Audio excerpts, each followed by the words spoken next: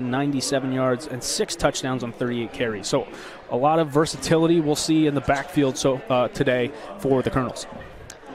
Yeah, they've got playmakers. I mean, there's a reason that they're also in bowl contention here. They have talented players on their roster, and those guys have been really showing up now that conference play has been in full swing the last half of the season. We'll look on the defensive side of the ball for Wilkes. Sophomore linebacker Talon Murray leads the defense with 84 tackles to go with 5.5 tackles for loss, 2 interceptions, and a quarterback hurry, while senior linebacker Brandon Holcomb has 64 stops with 4 for a loss, a pass breakup, and 2 quarterback hurries. On the defensive line, the D end of junior Angel Ramos has made 60 tackles, 10 for loss, 8.5 sacks, 4 quarterback hurries, and a forced fumble so far this season. Next to him, the D tackle Steele Hess has 51 tackles and 2.5 for a loss and a sack. So local products in those two as well, as you'll touch on here. I was just going to say, look for both of those guys to be really fired up today from Parkland and Whitehall. They are going to be fired up to make plays in front of probably a higher percentage of friends and family than they usually have. So. And now we'll switch to the Greyhounds. So the quarterback, junior Jared Jenkins, completing 225 of his 349 passes, passing for 2,561 yards to go with a school record 25 touchdowns this season. He's gained 114 yards and scored a touchdown on 71 rushing attempts as well. So we'll see Jenkins kind of out of the pocket, scrambling, moving the ball, and getting first downs with his feet. Yeah, his rushing yards come from just making plays on the spot, not typically designed quarterback runs. He'll feel pressure in the pocket. He'll roll out. If he sees nothing there, he'll take off with his feet. And now into the backfield, senior running back Nate Boyle leads the rushing attack, 748 yards and 8 touchdowns on 188 carries. He has run for 3 2-point conversions, caught a 2-point conversion, and thrown a 2-point conversion as well. So he's kind of a multifaceted running back. We've seen him kick extra points, but with the likes of Cameron Tinajero and Avery Kozer, we've seen in the backfield as well. Yeah, I think I'm just going to start referring to Boyle as the Swiss Army knife. He can do a little bit of everything. He's just that tool you like to have in your back pocket. Absolutely. And now the wide receiving corps. 12 different players have caught a pass in 2023, led by Jordan Bingham, who's grabbed a school record of 69 passes for 830 yards, 9 touchdowns in his first season with the Greyhounds. He transferred in from Valparaiso University. Yep. Senior wide receiver Brad Bryan, 47 receptions for over 600 yards. Tim Garlick, 32 catches for 242 yards. Jordan Lewis also with 24 passes. Brian Monge with 20 receptions. And Nate Boyle and Cameron Tinajero, the running back core, we've seen also being able to make catches in the flat. Yep, I mean, similar to what I just said about Wilkes a moment ago, Moravian is fortunate to have a lot of guys on offense that are capable of making big plays in clutch moments, and we've seen that throughout the course of this season. Going to the defensive side, junior Jeremy McGuigan leads the defensive linemen with 45 tackles, 3 sacks, 3.5 tackles for loss, a fumble recovery, and a blocked kick, while sophomore defensive tackle Nathan Carr has made 26 stops with a sack. Sophomore E.J. Harvey also has 25 tackles with 2.5 sacks, and Drew Bailey 20 tackles as well from that defensive front. It's something that Coach Long has touched base on a lot this season, talking about the improvement, but also the young and depth of this defensive line. Yeah, and we've seen this entire team. I mean, the linebackers in particular, but you know, we commented on how 17 players in the starting 22 were making their first start early on in this season. So the growth across the board is showing in the outcomes for these games over the majority of the last 2 months. And you mentioned the linebacker core here. Sophomore Clay Basile leads the team with 69 tackles. It's 5 tackles for loss, 2.5 sacks, 2 pass breakups, and a fumble recovery. Senior Chris Ortolano has contributed 66 tackles as well, and a trio of pass breakups. Sophomore Ethan O'Neill, 41 stops with a sack and a fumble recovery. So a lot of positives from this defensive core as the Greyhounds come across the field on Senior Day, getting set for the final landmark conference game of the season.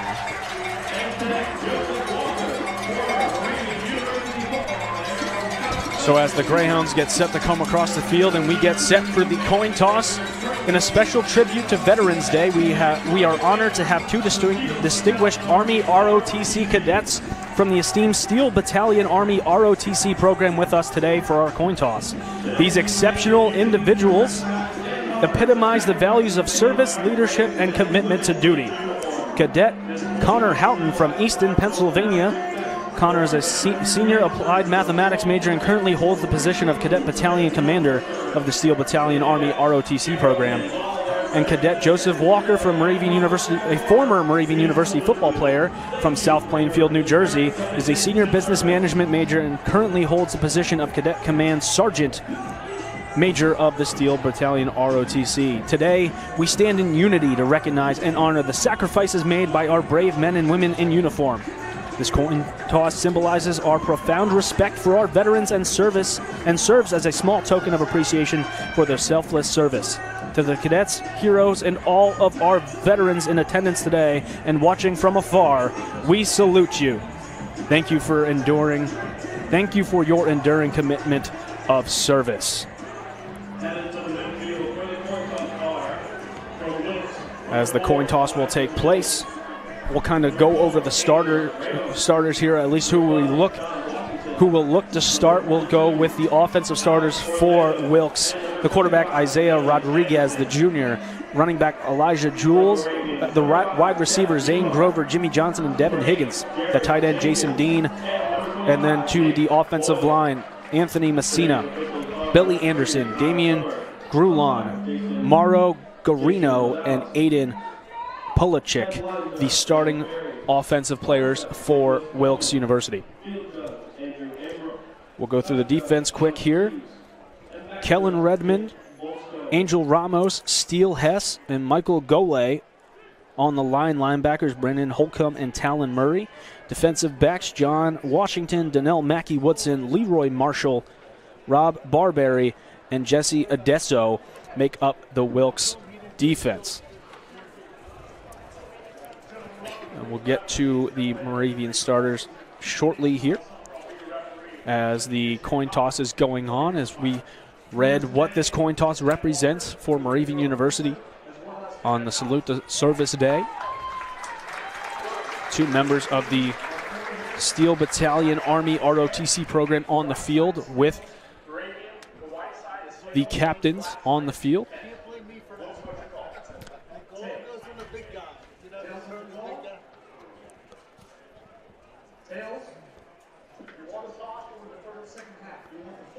So Moravian will receive in the first half as Wilkes deferred to the second half. So we will see the Greyhounds offense on the field first, and we'll go through them. Now the quarterback will be Jared Jenkins, the junior. Wide receiver cores of Jordan Lewis, Brian Monge, and Brad Bryan. And the offensive line here for the Greyhounds, 65, Rains Leedy, Dalton Kutcher, Mason Ludlow, Brandon Guffey, and Eli Thompson. Across from left to right tackle, the tight end Sean Foley for the Greyhounds. We'll touch now on the defense for Moravian. Drew Bailey, Jeremy McGuigan, and Nate Carr, the defensive linemen. The linebacker core of Demir Rooker, Clay Basile, Ethan O'Neill, and Chris Ortolano. Cornerback Elijah Fajardo, safety Antonio Bowen, and Aiden Lane. The other quarterback, number 21, Shea Endine, are the starters for today's game, and current veterans standing and getting acknowledged here getting acknowledged by the fans and the Greyhounds here, standing in attendance. Thank you, everyone, for your service in attendance and watching at home today's Flow Sports game of the week between Wilkes University and Moravian University. We'll step aside for the singing of the national anthem.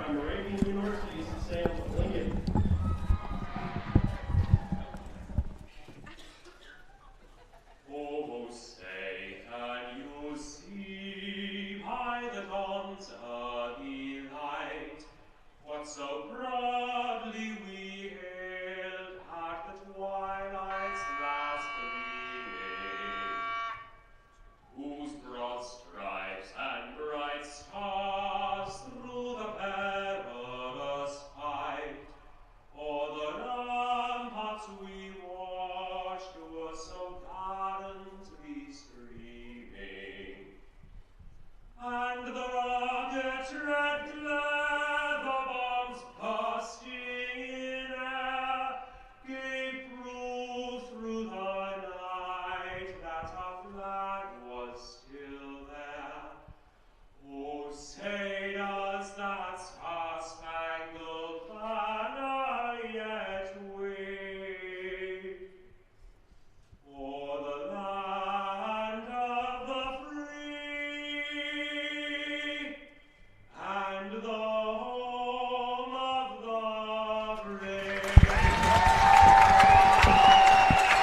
And yet another beautiful rendition of the Star Spangled Banner sung by Moravian student Sam.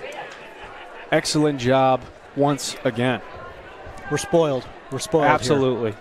The talent across athletics, academics, and music has just been, the arts are just phenomenal to see and put on full display every Saturday home game that we've been able to be a part of, Tim, and it's just been something special every week. As we get set for kickoff, it is 12:01, which means it's almost time for game time. Landmark conference football between the Wilkes University Colonels and your Moravian University Greyhounds. LJ Smith on the call. Coach Tim Waite with me. Very exciting as we get set. Wilkes will kick off. They're in their all-white uniforms and navy helmets, going right to left this half. The Greyhounds in all blue with white helmets going left to right. Very exciting to get things underway from Rocco Calvo Field.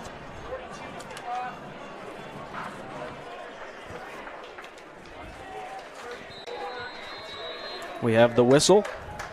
Kicking off, Alex Ortolano for the Colonels. Cafaro back with Tinajero, just 2 back today. And it's dropped by Tinajero. He'll pick it up around the 20. Scoot towards the 27 before he's brought down. Could have been a detriment early, but picks up a couple of yards. The Greyhounds will start their offense on the 27. Yeah, short kick. Never know if that's on purpose or not, but it does cause timing issues with your coverage or with your blocking setups. Can also lead to, as we just saw there, muffed catches because you're not used to having to sprint 20 yards to catch the ball first. So whether that was intentional or not, it worked pretty well for Wilkes to make sure Moravian didn't set up a big return. So the Greyhounds offense on the field to start, traveling left to right. Jenkins in at quarterback, Boyle behind him. 4 receivers spread out across. Ball snap. Jenkins looks. Quick screen pass to Tim Garlick. He'll be brought out of bounds. We'll see if they give him the 30. They give him the 31. So second and about 5 coming for the Greyhounds. Yep, and it's going to be a big day for Tim Garlick. For those watching at home, you may notice that number 81 is not out there. Jordan Bingham is out today with an injury. So we will not see any Jenkins to Bingham receptions today. We've seen that a lot so far. This ball handoff to Nate Boyle, runs up the middle, takes a couple of Colonels with him, and will be brought down beyond the first down marker. So 1st and 10 Greyhounds from the 38-yard line. And you mentioned that, Tim, exactly that. Jenkins to Bingham has been one of the go-to combos this season, but now we'll have Brad Bryan, Tim Garlick, Brian Monge, Nick Cafaro, Jordan Lewis, and Trey Crenshaw spread out across the field in multi-facets today.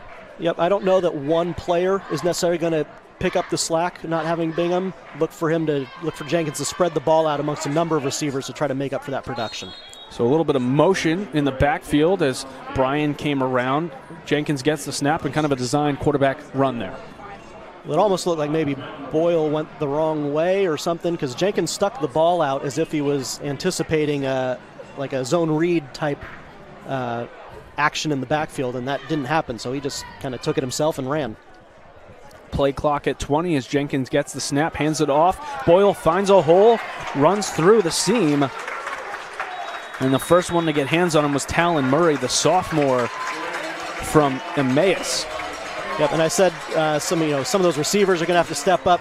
The other guy who I think is going to really step up his game, and one that has done it on a number of occasions, is Nate Boyle. I think we're going to see a steady dose of him trying to move those chains since we don't have the sure hands of Bingham out there. Look for Nate Boyle to be heavily utilized today.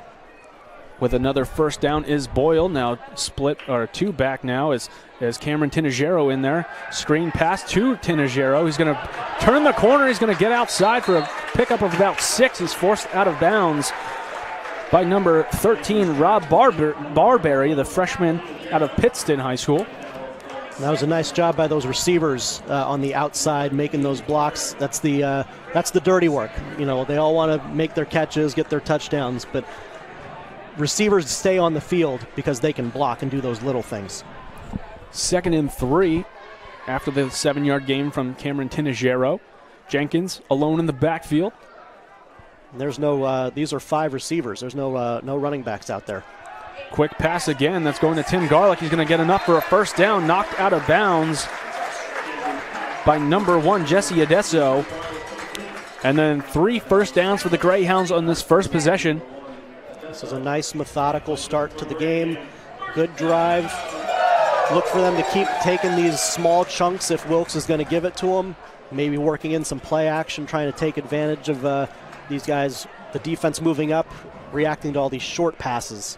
Boyle, the lone back, looks for a block. Jenkins goes to hold the ball. I believe it's going to be an incomplete pass as his arm was coming forward, so it's going to be deemed incomplete, but that could have been a terrible play if that was a fumble. Yeah, I mean, luckily the pump fake was a forward arm moving action, and so therefore, even though he didn't necessarily mean to throw it, the fact that he was moving his arm forward was a forward pass, so incomplete. Fortunate for the Greyhounds, it's 2nd and 10, ball on the Colonel's 40-yard line. In motion is Garlick. Jordan Lewis, the lone receiver on the near side of your screen. Ball snapped with 7 on the play clock. Boyle's going to hold, look for a seam. He's going to gain about 3 yards and be brought down. It'll be 3rd and 7 for the Greyhounds. So one thing that'll be interesting to watch right there, if you were watching the Wilkes defensive front shifted mid-cadence to their left, which is directly where the run was going. I'm not alluding to anything like what's going on at the University of Michigan, but they might be picking up on some sort of signal signs that maybe something in the cadence that Jenkins is saying, and we have to see if they keep reacting to certain words or things like that. Ball snap, Jenkins looking left side, airs it out, has a man open, but in coverage, it's going to be intercepted by the Colonels, and Jesse Adesso, the junior from Staten Island, New York, makes the grab. They're going to spot the ball, waiting for the final spot. We've seen this 2 weeks ago as momentum carries them in the end zone. Coach is on the field, and a flag going against Wilkes as the coach was on the field. Yeah, that seemed like the coach was a little overeager to plead his case that the ball would be on the 20, I suppose it would be the 20. Well, if it was supposed to be, it's not there anymore. Yeah, and I feel like if he had been a little more patient, the officials would have ultimately made the decision that his momentum carried him into the end zone. Correct. So I think he would have gotten what he wanted if he hadn't been so eager, yeah. We'll wait for the call. But now that's probably going to cost him half the distance. This ball might end up being on maybe the 10.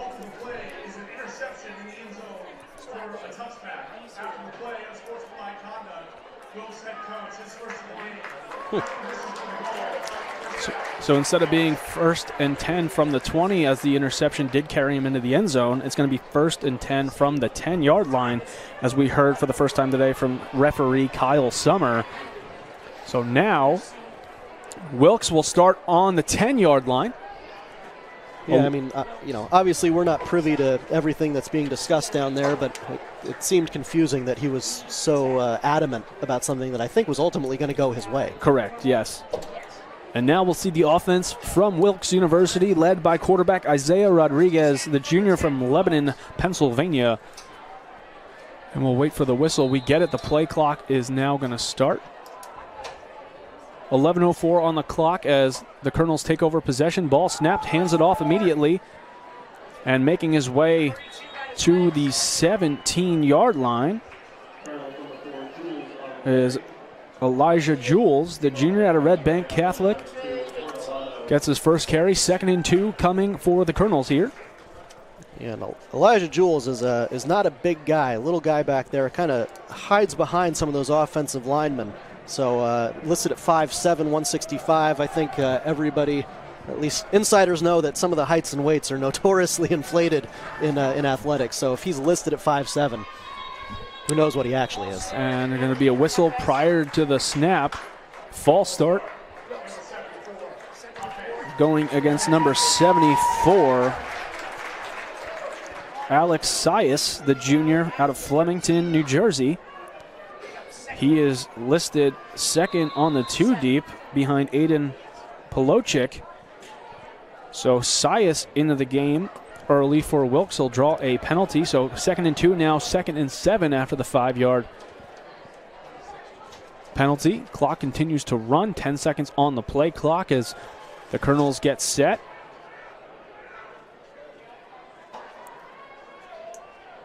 Three, two, one. Ball snapped right before zeros. He's going to air it out to the corner near side. Overthrows his receiver. It's number 8, Devin Higgins. As Matt Capobianco, the Nazareth native, out in coverage. He's going to bring up 3rd and 7 with 9:54 on the game clock.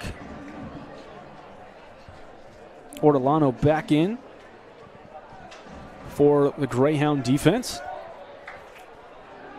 We'll see what the Colonels elect to do. 3rd and 7, 13 on the play clock. Rodriguez, you mentioned the height of the running back, Jules, as a screen pass, and the flat goes to Jimmy Johnson, the junior. It's going to be brought down short of the first down. Going to be about 4th and 2, but an injured player on the field for the Colonels. It's going to stop the game. Believe credit for the tackle goes to number 51, Ethan O'Neill, as there's a Colonel down on the field. Appears to be an offensive lineman.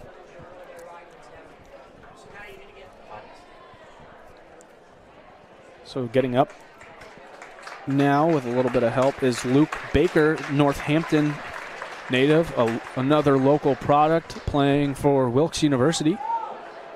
Yeah, you and I were talking off the air before we came on live that about 15 players or so in the Wilkes 2 deep on offense and defense are Lehigh Valley natives.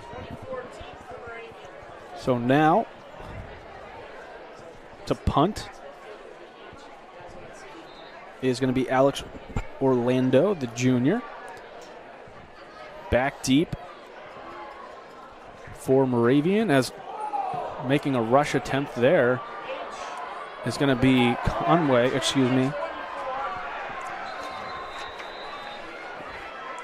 is Will Castell, as he makes the catch and wrapped up. Ball's going to be spotted at the 36-yard line as Greyhounds get the ball back after that drive. So 3 plays, 7 yards for the Colonels after the Greyhounds' first drive of 9 plays, 46 yards. Ended in that interception from Jared Jenkins. So we'll see the Greyhounds offense back on the field here, Tim. Yep, that's a nice job by the defense. 3 and out, getting your offense back on the field. I know, the last series for Moravian ended with that interception, but they were moving the ball, so want to keep the ball in their hands. Split back, Tinajero and Boyle rolling out to the near side pass. First look for Jordan Lewis, makes the grab and brought out of bounds by number 9, Javier Johnson, the freshman out of Easton. Wraps up the Allentown product. Jordan Lewis attended Parkland High School, across from a couple of his teammates on the other side of the ball this afternoon. Brian Monge as well, a Parkland product. Both on the same side, the near side of the field. Monge in motion. Now 3 receivers on the far side. Boyle, the lone back. Jenkins gets the snap, looks. Boyle finds a hole, cuts inside, running up the seam. Still on his feet, bounces off a defender, and brought down at the 31-yard line. A big gain from Nate Boyle.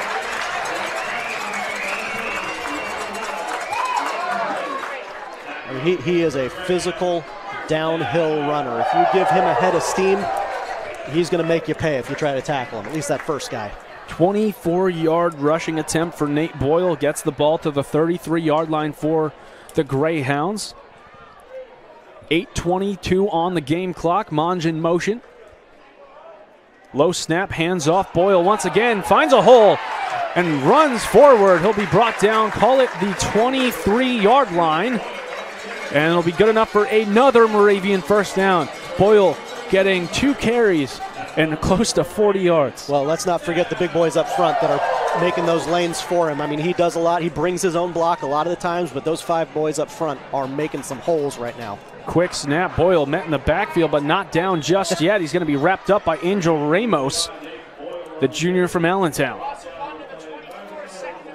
Well, you can't win every time. So nice job by the Wilkes defense of closing up some of those rushing lanes. They'd been gutted the 2 plays before. They were a lot more stout on that one.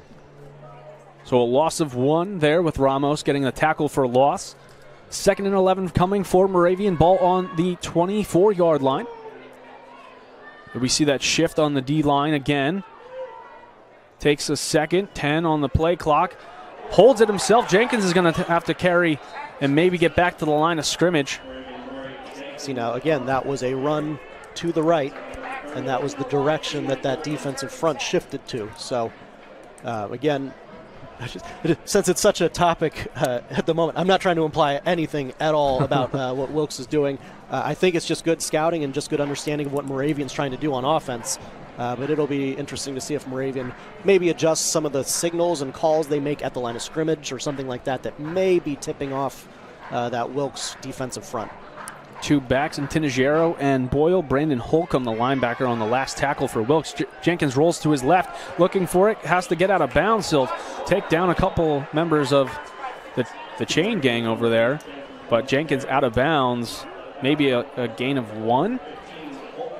Holcomb getting credit for back-to-back tackles, the senior from Boca Raton, Florida.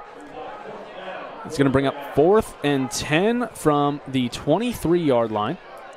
And the offense on the field split back at the moment. Lewis, the closest receiver to your screen on the near side. Bryan and Garlick, I believe, on the field. Snap, split back, they roll out. Pressure, ball on the turf.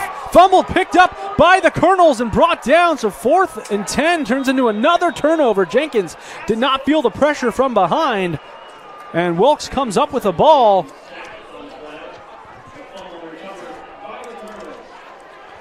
The really unfortunate thing, he had Brad Bryan running across the middle of the field, wide open. I'm not sure if that's exactly where his eyes were, but if you'd had maybe a little bit more time in that pocket, there was the potential for a first down play there.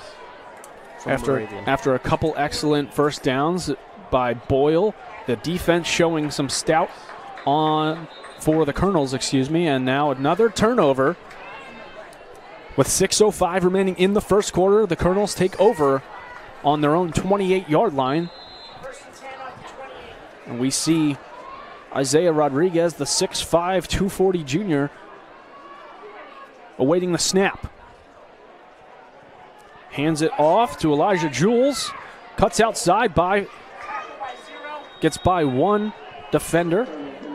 And Aiden Lane, the freshman from Monroe Township, New Jersey, comes up with the stop. Not before a gain of about 4 yards. 2nd and 6 coming. I'll tell you, I was commenting on Jules' undersized, but he packed a punch there. He definitely delivered the blow on that tackle. So 18 on the play clock as they break the huddle. And it looks like J.J. Jordan, the freshman from Reading and Berks Catholic, now in the backfield for the Colonels. Handoff going to the far side of the field, steps outside, avoids 1, and runs into a defender. I believe that's Lane and Basile credit for the tackle there. First time we've said Clay Basile's name. Leads the team in tackles this season. Yeah, we're going to call his name throughout this game. He's all over the field. 3rd and 4, forthcoming for Wilkes University. 4:50 to play in the first quarter. Second drive coming for the Colonels. Man in motion was Trevor Fish. Looking to pass. Pressure. Avoids for now. Gets the pass out. Caught and still on his feet. Brought down out of bounds by Ortolano. But the big receiver, or tight end, Jason Dean from Auburn, PA, the junior, comes up with an excellent grab. But avoiding contact, E.J. Harvey unable to wrap up Isaiah Rodriguez and escaping with a big first down on 3rd and manageable, keeping the drive alive for the Colonels. Phenomenal keeping his head under pressure by Rodriguez. That was just a great job. You had a guy in his face, sidestepped it a little bit, and delivered that pass.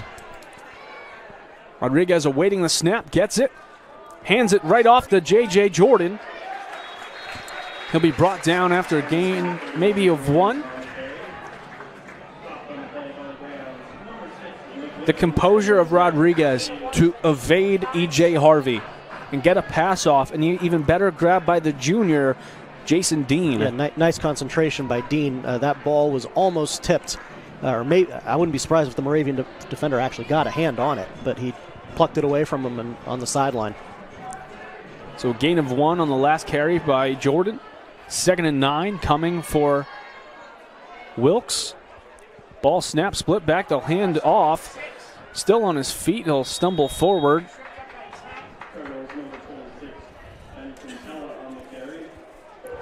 On the carry was Ben Contella, the sophomore out of Wayne, New Jersey.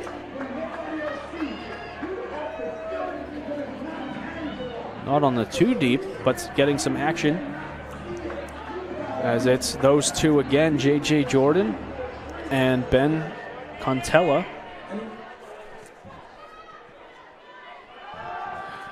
Looking back to pass, finds a hole up the seam. They're going to score! Touchdown, Colonels! J.J. Jordan in the backfield runs a seam route and wide open splits the 2 linebackers. And Wilkes gets out to a 6-0 lead. Looked like Moravian was running some sort of cover 2 defense, which means the safeties are covering each half of the field. That does leave the center a little bit susceptible. You ask a linebacker to run with a running back down the seam, and that's a matchup that offenses want to take advantage of, which we just saw. Volpone to kick the extra point. It's blocked! Nate Carr gets right in front of it and keeps the game at 6-0. Nate Carr, I believe that's his 2nd blocked extra point of the season. Yep, and in a game where every point counts, that could loom big. After a 44-yard touchdown reception by the running back J.J. Jordan, thrown by Isaiah Rodriguez, and a blocked extra point by Nate Carr, the score stays at 6-0 in favor of the Wilkes Colonels. So although that big play given up by the Greyhound defense, a nice stand by Nate Carr keeps the score at 6-0, Tim. Yeah, you just got to limit damage as best you can. You gave up 6, but you didn't give up 7, so you take that as a positive out of that drive. You look for the offense. First off, you tell your return. I've mentioned this in previous broadcasts. The return is the first play of a drive, so you're looking for them to set the tone with a nice return.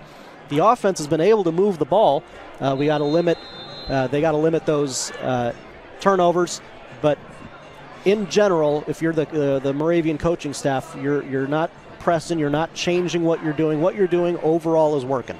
Orlando kicks it off. It's going to go back to Tinajero. He catches this one and call it the 10-yard line. Clock looms. He's going to find a hole, and it's going to be brought down about the 27, so about the same yardage. They started the first drive with the opening kickoff. Now Greyhounds look to counter the first score of the game going to Wilkes University.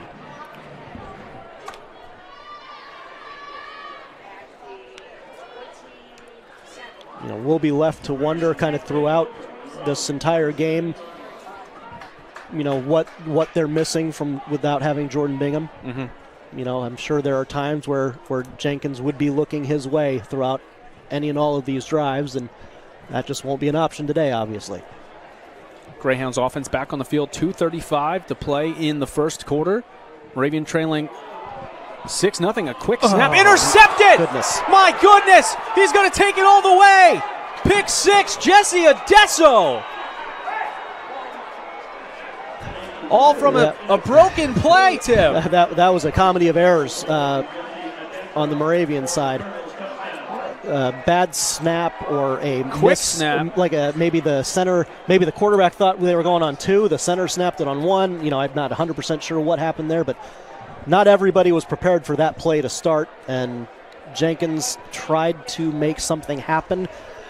Hindsight's 20/20. I think if you can see that play is so botched from the start, you probably just kind of take it and go down. But he tried to make a play and didn't work out. Volpone's extra point is up.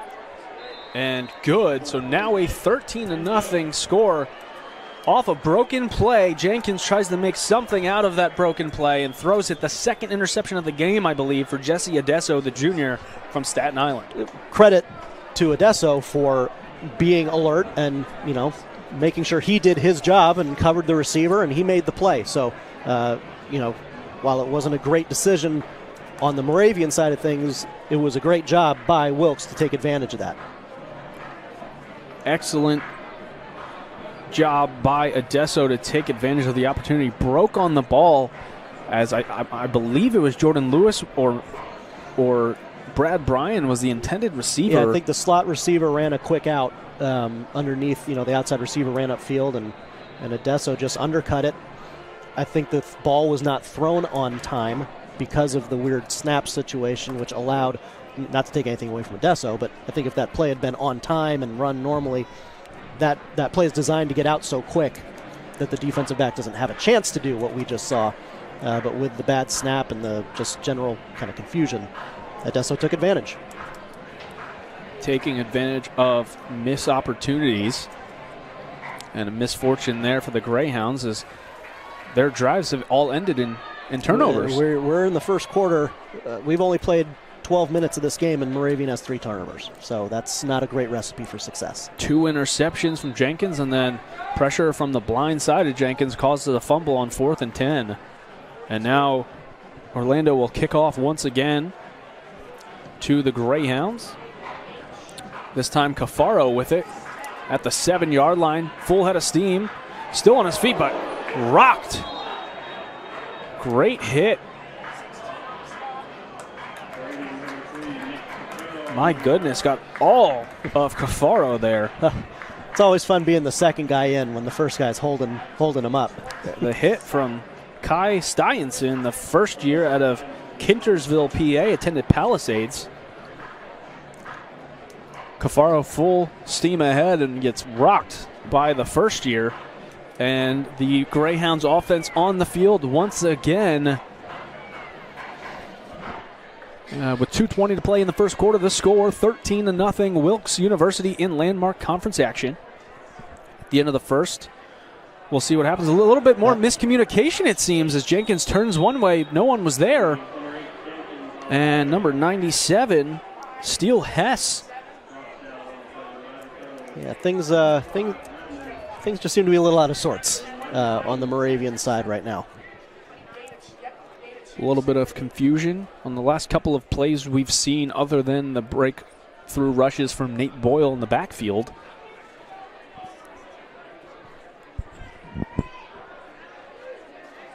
So I believe that's Garlick in the back with Boyle. Boyle gets it handed off, tries to bounce off one defender, but initial tackle in the backfield. Kellen Redmond, the junior from St. Petersburg, Florida, wraps up Boyle with the initial hit in the backfield, so it's going to bring up 3rd and 9. So we're under 90 seconds remaining in the first quarter. The score 13-0. Ball snap, extra man on the field. A free play for Jenkins, holding the ball, trying to get rid of it, and just throws it over the top. No one there, and another flag in the backfield. Or excuse me, down the field. So the initial snap. So I don't know if both flags are because of the extra man or if there was a second penalty downfield. The official that threw the flag on the far side, his hat was off. I think he threw it out of bounds. So we'll see what that initial call is going to be. But we'll hear from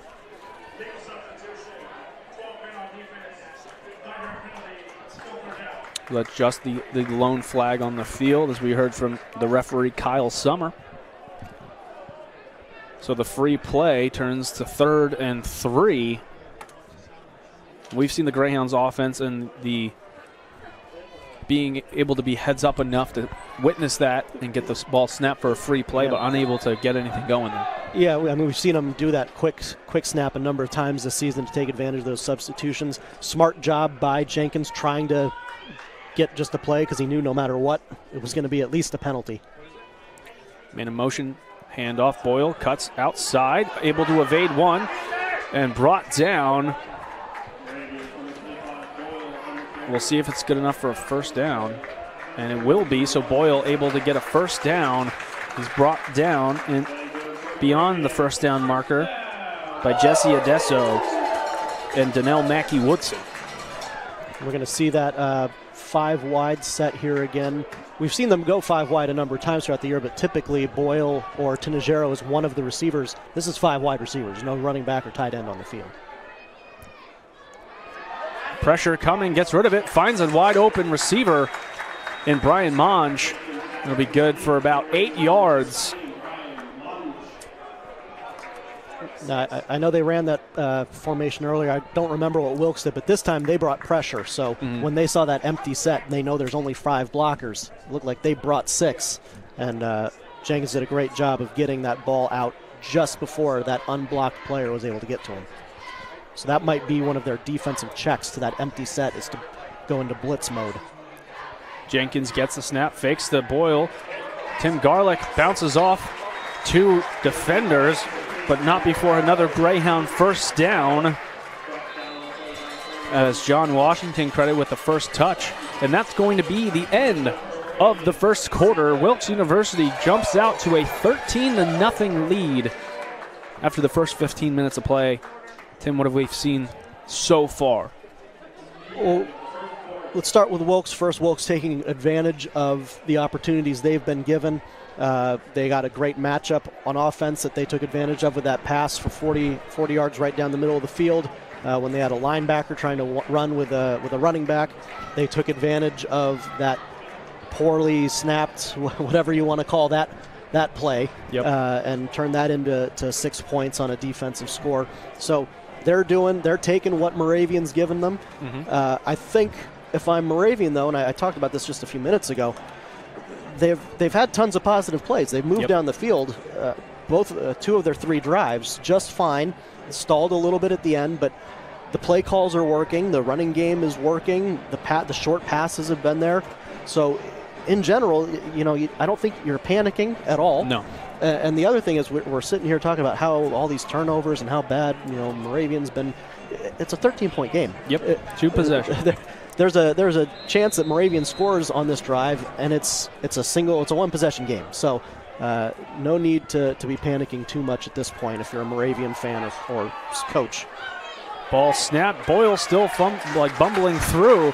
Might be good enough for a first down. He could have been stopped for a gain of 2. Instead, he makes it into a 10-yard gain. Good enough for another first down.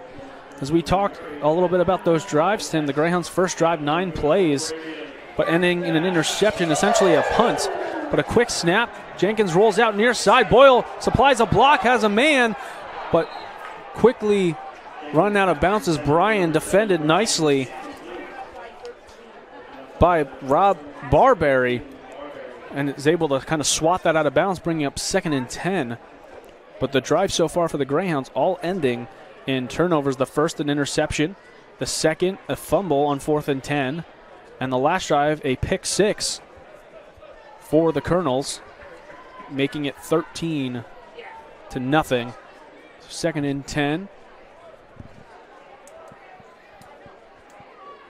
Motion from Garlick. Goes to the far side, snap. Boyle has pressures. Jenkins avoids. Looking deep for Garlick. Throws out of bounds and in the end zone, as the 3 wide receivers were all going towards that far side pylon. Once Jenkins gets flushed from the pocket, it turns into a scramble drill, and that's where wide receivers are trained to just find open grass. Defensive backs are trained to glue their man. It turns into basically man-on-man basketball, and there's no more zones. Once a quarterback scrambles, you're not playing zone anymore. You're just finding the nearest receiver, and you're just sticking to him. Boyle gets the handoff on 3rd and 10. It's going to be wrapped up by number 97, Steele Hess. The 6', 275 junior. It's going to bring up 4th and about 6 coming for the Greyhounds. And for the fans at home, it's been well documented that the Moravian kicking situation is non-traditional, to say the least. So this is a part in the field where this would probably be too long for a field goal attempt regardless, but it's not uncommon to see Moravian go for it on a lot of fourth downs. 4th and 6 from the 33. Hesitates. Boyle able to get away from one, but holding on to the jersey. Number 5, Kellen Redmond. It's going to be a turnover on downs. He's short of the first down marker. So 3 turnovers and a turnover on downs gives Wilkes the ball on the 29-yard line. 13:41 to go in the second quarter with a 13-point lead, Tim. Yeah, I mean, if you're the Moravian defense here, you just kind of keep doing what you've been doing. You know, you had a 3-and-out to start the game. Credit to Wilkes, they caught you in a situation where that linebacker had to run with a wide receiver right up the middle of the field. But that was just a great play call, and so Moravian's just going to keep being aggressive and keep trying to get stops on defense. Handoff to Ben Catella. As I stated earlier, he's not listed on the 2 deep, but getting multiple snaps in the backfield.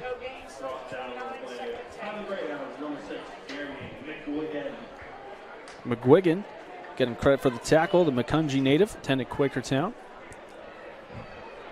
One of the first times we're saying his name this afternoon. 2nd and 10 from the 29, coming for the Colonels. Rodriguez, the quarterback for Wilkes, has one back, one receiver on the far side, 2 near side. Flea flicker. Flea flicker. He's looking deep. He's got a man. Dropped as Crenshaw was in coverage. And the receiver for Wilkes trying to get a pass interference call, as I believe Crenshaw, I've seen it from up here, a hand on the jersey, but it looks like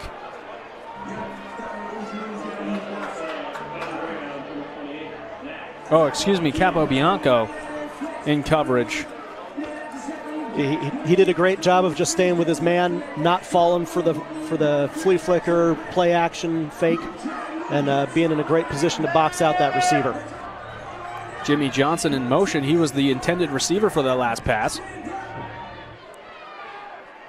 Pressure coming. Evading once again. Wide open is the receiver, Johnson, with space in front. He's going to be knocked out of bounds by Aiden Lane. And we've seen this twice now. Isaiah Rodriguez able to avoid pressure and a sack and get the ball out to either a tight end or a receiver. Jimmy Johnson picks up the exact same yardage he would have had if he made that last catch in coverage. And I just talked about it on the Moravian offensive drive. That turned into a scramble drill, and the defensive back that was closest to the receiver let him go and stayed kind of in a zone instead of just sticking to the nearest receiver. Picking up 35 yards there. Ball snap, hands it off to Jules. He'll be brought down, gets back to the line of scrimmage. They might mark him in the backfield, 2nd and about 11.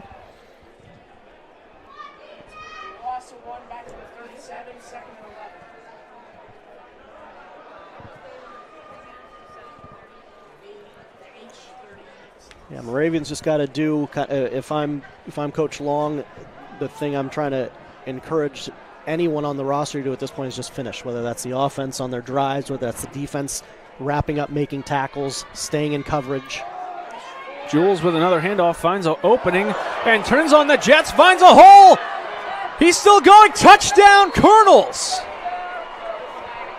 My goodness, Elijah Jules. You mentioned the 5'7" junior makes his way in for about a 36-yard touchdown, and Wilkes leads 19-0 with 11:18 to play in the second quarter. He had guys, some of those defenders, spinning like tops. I mean, the hard cut move he made to get back inside the seam.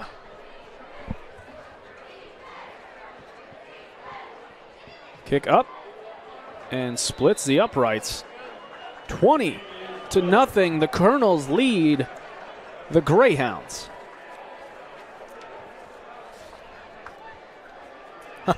I've said a couple times it's not time to panic if you're a Moravian. We're starting to get there. We're creeping on that territory now. We're getting to a point where it's a 3-possession game now, and whether it's just a play or two here and there, those plays are starting to become killer plays. Not just little things here and there. Those little things are turning into big things. Elijah Jules on that drive, a 37-yard touchdown rush, and a made extra point by Nick Volpone puts the game at 20-0 in favor of the Colonels of Wilkes University. That drive, 5 plays, 71 yards in 2 minutes and 23 seconds. Obviously we still have a lot of time left in this first half, but just one thing for Moravian to keep in mind is Wilkes gets the ball to start the second half too. Correct. So, you don't have that opportunity to gain any momentum on your opening drive. Maybe that's a great way to get back in the game. Well, Moravian doesn't have that opportunity, so. Orlando kicks it off. Well struck ball. Cafaro makes the grab at the 7. Is going to cut across the field. Now inside. Has an opening. Can he get to the 30? He'll turn the corner. He'll be wrapped up. Brought down at the 34. Brought down by number 31, J.J. Jordan, the running back. Best starting position for Moravian so far today. Hopefully they can turn that into a good drive here. Just need to get some points on the board if you're the Greyhounds. Try to cut into this deficit any way you can. They will start their drive, 11 minutes, 10 seconds on the clock. They're going to call it the 35-yard line. Jenkins back on the field for the Greyhounds. Boyle there. 2 receivers on the far side, 2 on the near side. Bryan in motion, cuts around. Little screen pass. Bryan cuts inside. Going to be wrapped up. Nice shoestring tackle by Jesse Adesso. He's been flying all over the field this afternoon.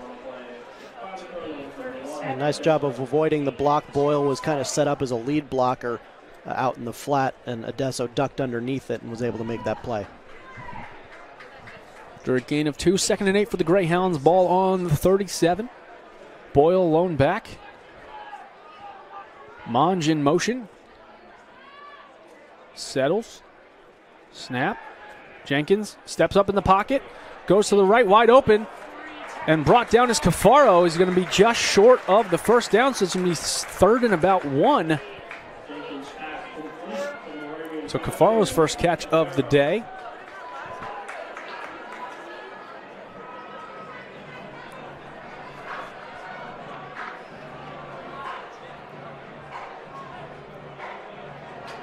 I'd be interested to see if we see one of those defensive line shifts. Cafaro is the 6th receiver to catch a pass from Jenkins as Boyle's going to try to cut outside. Even further, he's going to be brought down short of the line to gain. It's going to be 4th and less than 1 now. I know there's 10 minutes left in the first half, but I think I'm going for it if I'm Coach Long. Ooh. And it looks like they're going to bring out the punt squad here. And a little bit of dismay from the Greyhound crowd in the grandstand here at Rocco Calvo Field. I mean, I don't think there's a wrong answer here. Yeah. I think he's perfectly understandable making this decision as well. I just think that might have been a great way to get a spark going. Colin Conway punts away a line drive. It's going to take a bounce. It's going to roll all the way down. It's going to roll out of bounds about the 6-yard line. So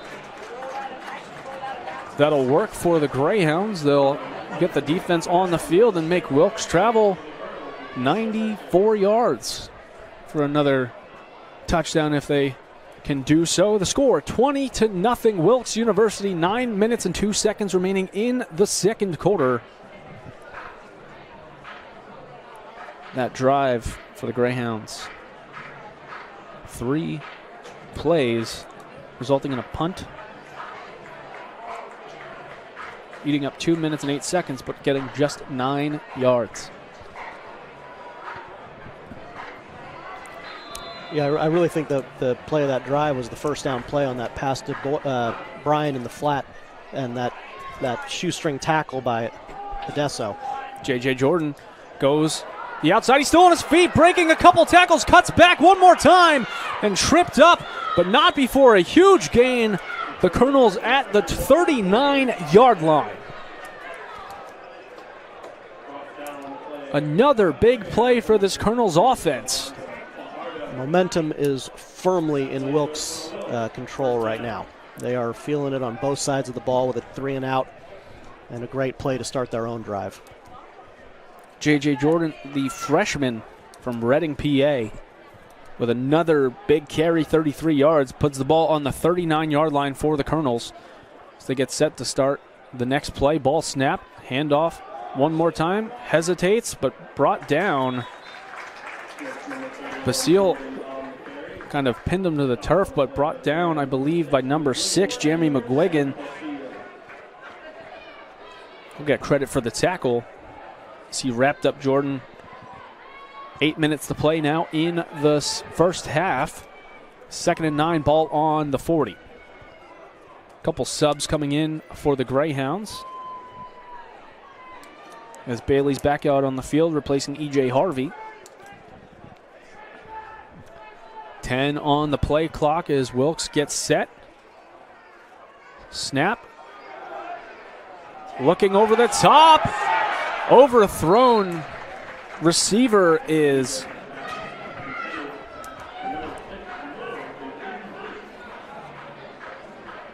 Justin Moore, the sophomore from Voorhees. So it's going to bring 3rd and long, 3rd and 9 for Wilkes. Having time in the pocket was Rodriguez, but unable to find a receiver. It looked like Moore was cutting inside instead of staying along the sideline. If he would have went on a straighter path, maybe could have gotten to it. 3rd and 9. Ball snapped. Screen pass. Breaking away, J.J. Jordan falls forward. That's a great job by Chris Ortolano. A wonderful open field tackle by Ortolano to bring down Jordan and bring up 4th and 6. 4th and 5.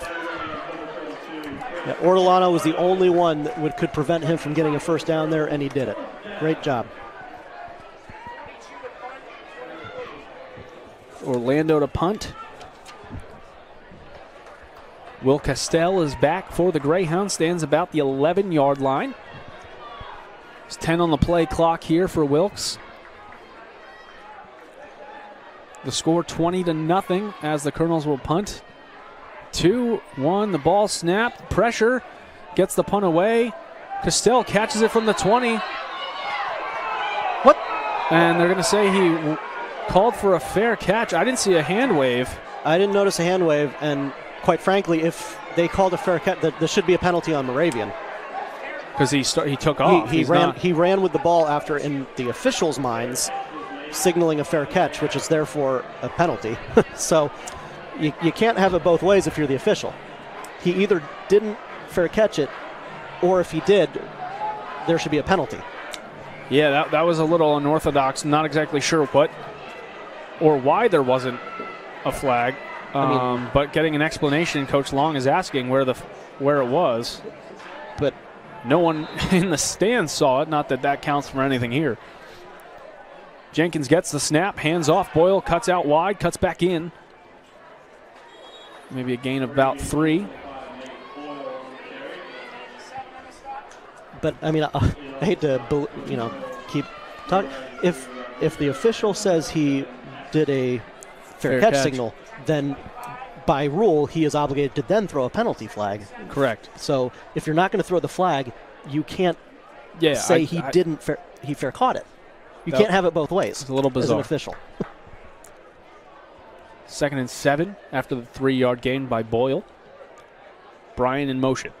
Now on the near side. Jenkins gets a snap, feels pressure, hands it off to Boyle, but met immediately by Kellen Redmond. And it's going to be brought down for a loss, as Jenkins didn't have a lot of options, as Redmond and Steele were making their move towards the quarterback. So they're going to say no gain Ball stays at the 25, 3rd down and 7. Clock continues to tick down, 5:30 to play in the first half. The score 20-0 in favor of Wilkes University. So if I'm Jenkins, I'm trying to stay as poised as I can because I've seen Brad Bryan be able to get free across the middle a number of times if he's able to stay on him. Steps up in the pocket, just too far ahead of Nate Boyle, off his fingertips, and it's going to be 4th and 7. The Greyhounds punt unit will be back on the field as Colin Conway is going to return for another punt for the Greyhounds.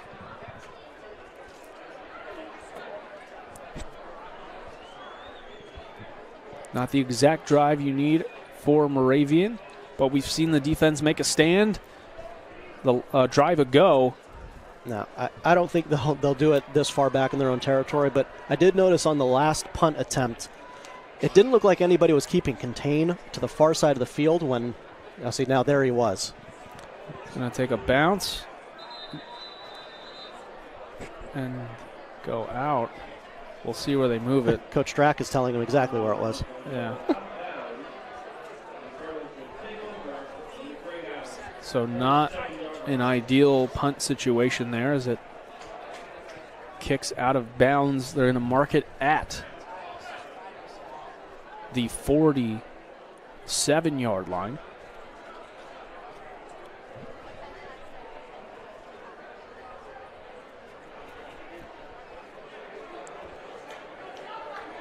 And it's just a 22-yard punt that sails out of bounds.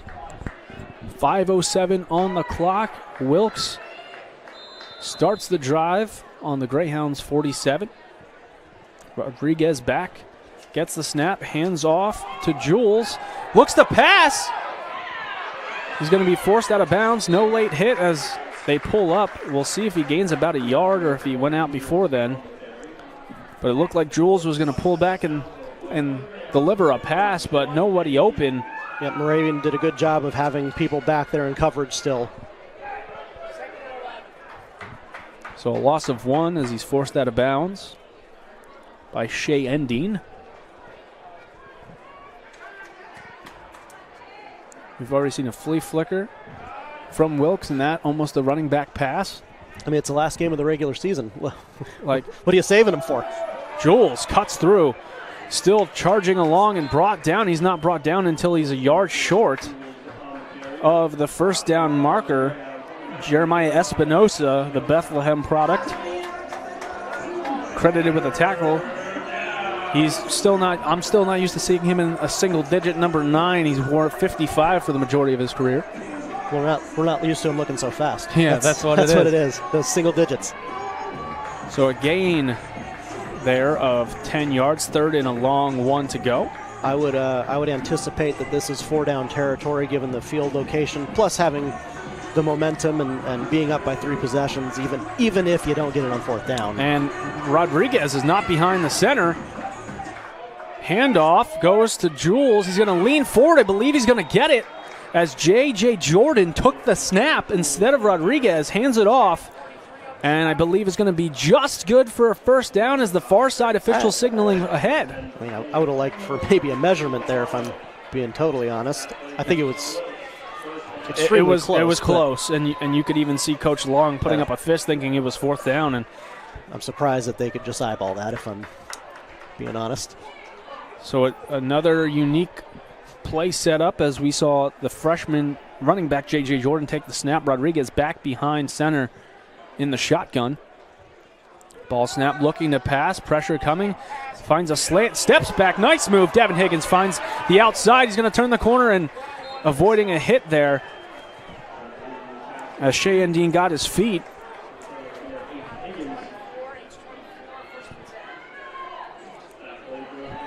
And that's going to be good enough for another Wilkes first down.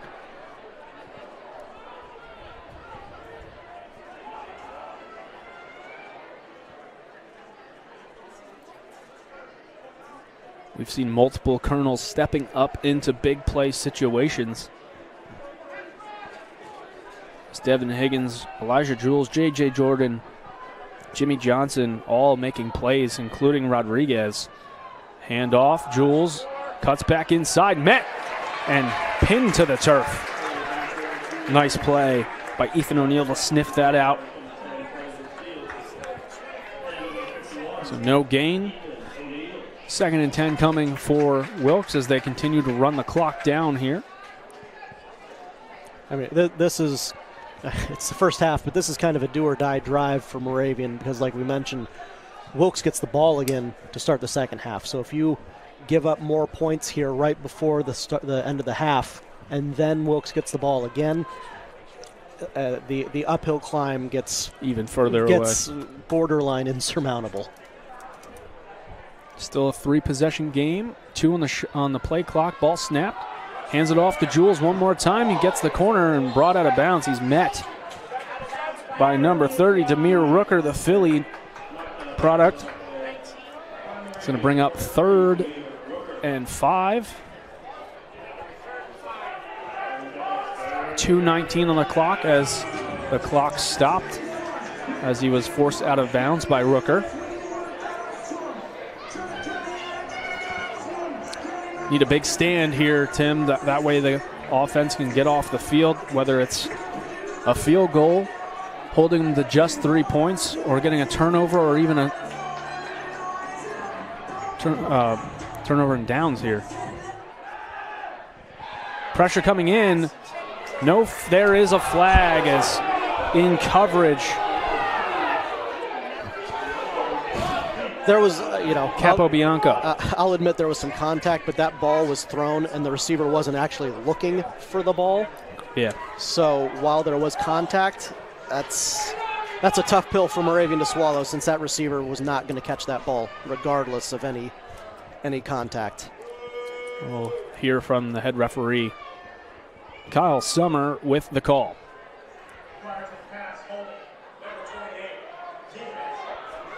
So defensive holding going against Matt Capobianco. I believe Jimmy Johnson was the intended receiver. And I will admit, in the official's defense, holding is a different call than what I thought.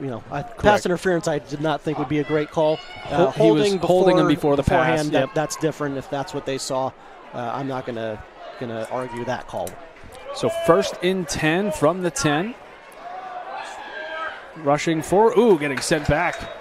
Espinosa with the secondary hit after first contact made, but there's a Greyhound down on the field. Is that Rooker? Rooker slow to get up. He's going to come off the field and be replaced.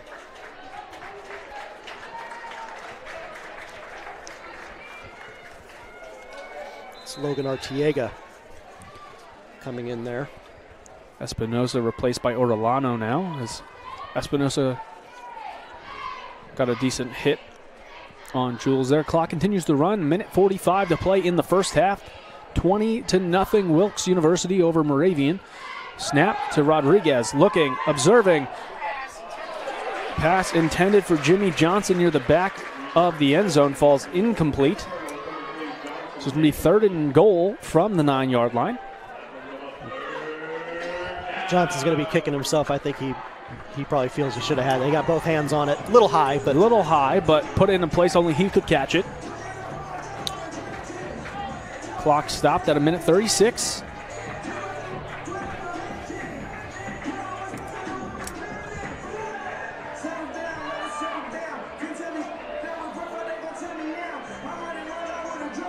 Motion is Johnson one more time.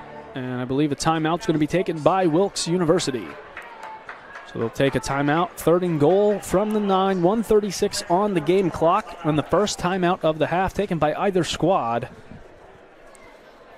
And an opportunity here for Wilkes to try to get points on the board in their final possession of the half. And you said it numerous times, Tim, they get possession back to start the second half.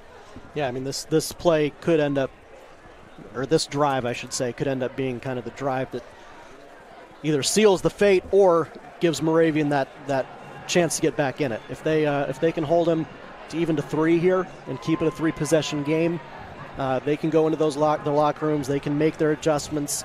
There's nothing to stop them from coming out in the second half and getting right back into things. A score here makes that a touchdown here, I should say, makes that a lot more difficult to overcome in the second half. We've reached 1 p.m., so kickoff for the other two Landmark Conference matchups on the final week of the regular season will get set to kick off as Juniata is down in D.C. taking on the Catholic University of America, and Lycoming and Susquehanna battling for the Landmark Conference Championship set to kick off. Here's the 3rd and goal snap here. Time in the pocket. Cuts to a receiver. Inside looks to be touchdown Colonels, as Devin Higgins, the junior from Pennington, New Jersey, catches it for another 6 points for the Colonels. 26-0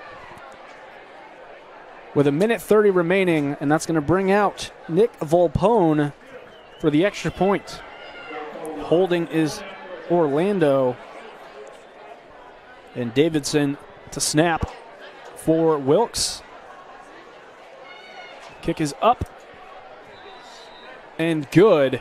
So now the Colonels with a 27-0 lead with 90 seconds remaining in the first half. Not the exact thought you'd have if you're the Greyhounds coming into your final game of the regular season, but Wilkes proving themselves stout so far in the first half. Yeah, and keep in mind Wilkes is also playing for the right to go to a bowl game. So this is a good team. This is a team that's won some football games this year, and there's a reason they're in this position. So they're a talented team. This is not just Moravian playing poorly. This is Wilkes playing well. Wilkes is a good football team. And credit to them and their staff as well.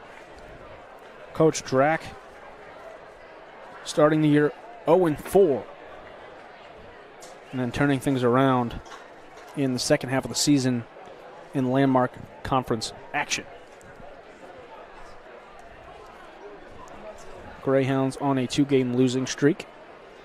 Last time they had that was the beginning of the year, falling to Muhlenberg and Utica. Now Susquehanna and Lycoming, and trailing this Colonel squad 27-0 with 1:30 to play in the first half.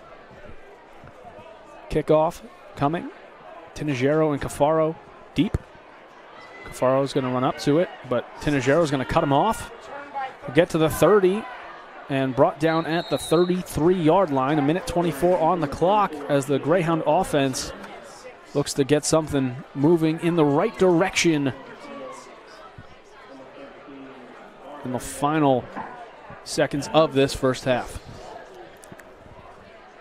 Yep, if I'm Moravian here, I am trying to get some chunk plays, preferably down the sideline. They have timeout, so if that doesn't happen, they can still call timeout. We've seen them have 1:24 touchdown drives on numerous occasions this year. Correct. So there is a 100% ability for them to score before the end of this half. Last drive for Wilkes, 9 plays, 3 minutes, 37 seconds for 47 yards. Jenkins with time in the pocket, is going to roll to his right. Has a wide open Nate Boyle, makes the grab at the 39, up by the 50, and runs out of bounds. But not before some contact. He's forced out by Javier Johnson, the Easton native. A big gain. And that's a big step in the right direction in terms of just taking the short play, not trying to force something downfield. That's when we've seen, Jenkins has been remarkable this year, but that's when we've seen him struggle, is when he tries to do a little bit more than he needs to. Time in the pocket, rolls out right, steps back up, cuts back. He'll maybe get to the line of scrimmage. Maybe a step past, depending on where they mark him. So the ball is going to be at the 47-yard line. 2nd and 9, maybe 10, depending on the spot. Jenkins gets rid of it, hit in the backfield, gets rolled up on. Pass falls incomplete. Looking for Tim Garlick, as kind of threw off the opposite foot there just to get the ball away, avoiding a sack from Brandon Holtcomb. Yeah, I know that, and they're going to the wide side of the field, so I understand that in terms of the rollout. I don't necessarily like a quarterback throwing against his body, a right-handed quarterback rolling to his left, or vice versa, lefties rolling to the right. I think it's a lot more natural and easier for them to move to their throwing side, the right side. Garlick in motion, going to the far side of the field. Pressure coming, sniffed out as Boyle makes a nice block. Jared Jenkins steps up in the pocket, has Brian there, deflected and broken up by Donnell Mackey-Woodson as Bryan was the intended receiver. It's going to bring up 4th and 9. As Bryan was in double coverage. And Jenkins had some time, but pocket collapsing as he rolled out. Stepped into a pass, just not enough. And decent coverage by the defense of the Colonels. Forces a 4th and 9, 39 seconds to play in the second quarter. And what you got to do here is you just got to get a first down. You have timeouts. Run whatever route combination you need to get a first down and to call timeout. With time, wide open, catches Bryan, turns the corner, gets out wide, he's at the 20, 15, 10, 5, touchdown Greyhounds! Brad Bryan gets the Greyhounds on the board with a beautiful route and evades pressure from the secondary. And that's the momentum grab the Greyhounds needed to get themselves on the board. 28 seconds left in the first half. It cannot be understated how important that play was to Moravian's chances today. I mean, that sounds obvious, I know, scoring a point and touchdown. And we see them actually going for 2 here, which we've seen all year. Jenkins gets the snap, feels pressure, and brought down untouched. Brandon Holcomb. And that was that empty check. That bringing that edge pressure, knowing that there's not enough, physically not enough offensive players to block for Jared Jenkins. If you bring 6 players, there's only 5 players blocking for him. Mm-hmm. Brad Bryan gets a touchdown on senior day for Moravian. And a failed 2-point conversion puts the score at 27-6. But the Greyhounds do find the end zone for the first time this afternoon as they get set to head into the locker room. But Wilkes with an opportunity here with 2 timeouts to maybe make something happen in the final 28 seconds. And they do get the ball to start the second half. First kickoff for the Greyhounds coming of the first half. We'll see Avery Kozer do the honor here. The freshman from Center Valley.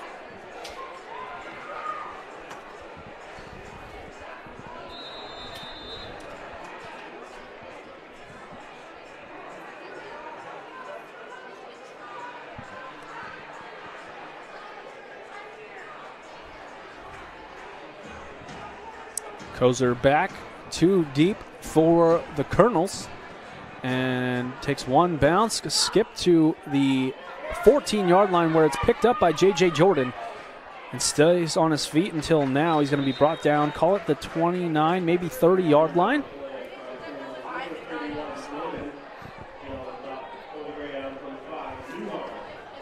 Chad Newhart on the stop. One of the first times we've heard his name this afternoon, along with Espinoza, those 2 credited with the tackle. So 21 seconds remain in the second quarter. We'll see what the Colonels elect to do on offense with 2 timeouts. 2 timeouts, and we've seen them already run some gimmicky plays. You know, you got nothing to lose at this point. You know, I mean, yes, they might have a game next week, but in general, if you got anything in your arsenal, why not? Why not use it? So, you know, if I'm the Moravian defenders, I am staying home. I am not falling for anything. I'm keeping everyone in front of me. J.J. Jordan gets the handoff and will still be wrestling forward. He gets a first down. Moravian will take that. Moravian's fine with that. And Jordan was ready to rush back to the line of scrimmage. But timeout called by the Colonels, their second of the first half. So the ball is on the 41-yard line after a nice pickup from Jordan.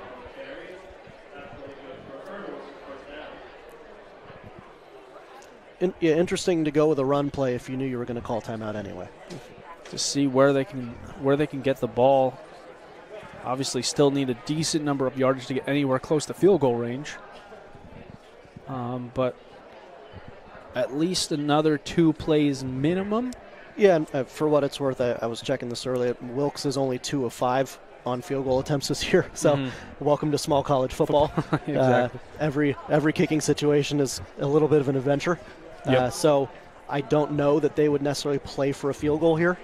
Doesn't seem like that's maybe one of their strengths. Okay. So ball on the 41, 1st and 10.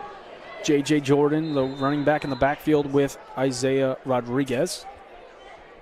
Ball snap, pressure coming. With time in the pocket, lobs it just off the hands of Jimmy Johnson. But a player down for the Colonels is going to take, I believe this is Luke Baker. He's a freshman from Northampton. Second time he's been banged up today. Yeah, the second time.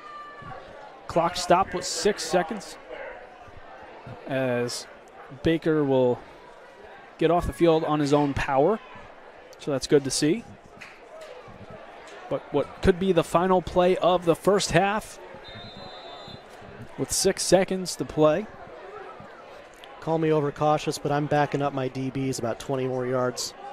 And Jordan's going to take a handoff, be brought down by Chris Ortolano.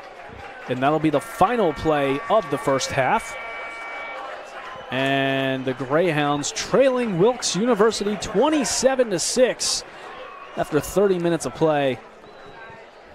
And we'll recap the action from the first half following halftime as the Greyhound Marching Band and cheerleaders will be center stage for Senior Day. So we'll step aside. L.J. Smith and Tim Waite on the call with you this afternoon. Landmark Conference Football on MoravianSports.com, the Greyhound Sports Network, and Flow Sports Game of the Week. We will join you prior to the start of the second half.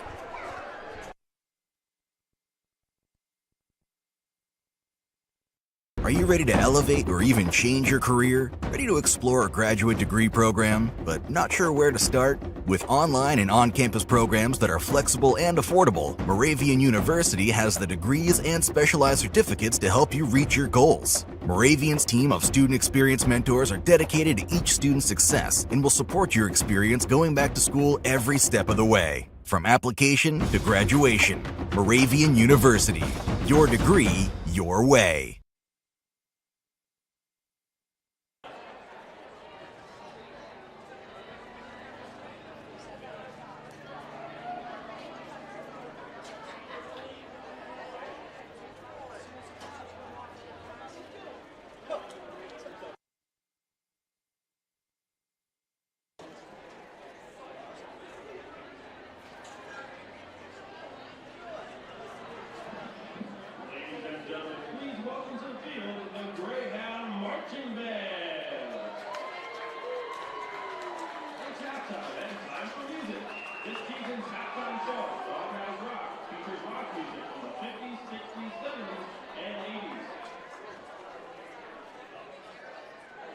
This selection is in collaboration with the Moravian University cheerleaders.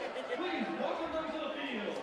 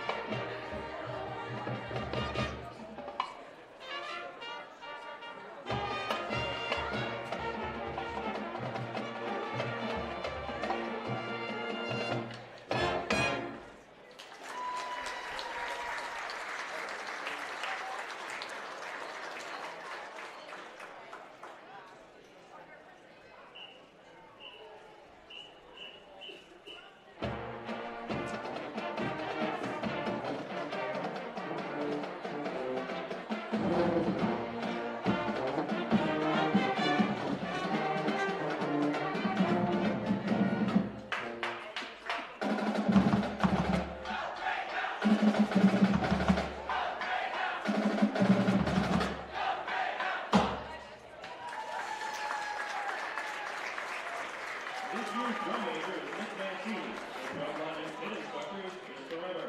The Moravian University Greyhound Marching Band is under the direction of Joanne Whitecheck.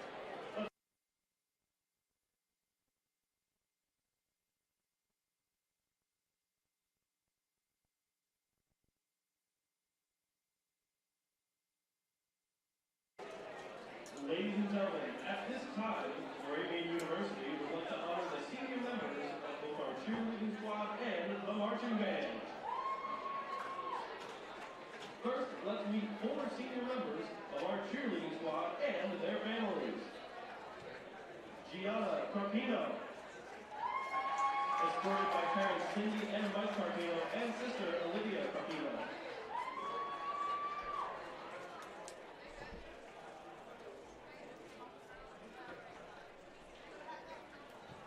Jaden Javard, escorted by parents Karen and John Javard.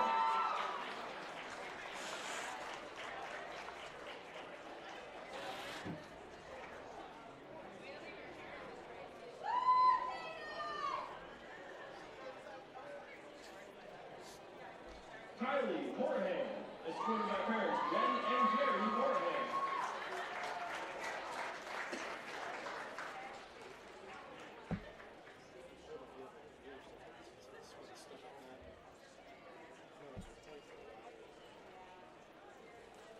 Alyssa Ravello, escorted by parents Lisa and Carlos Ravello.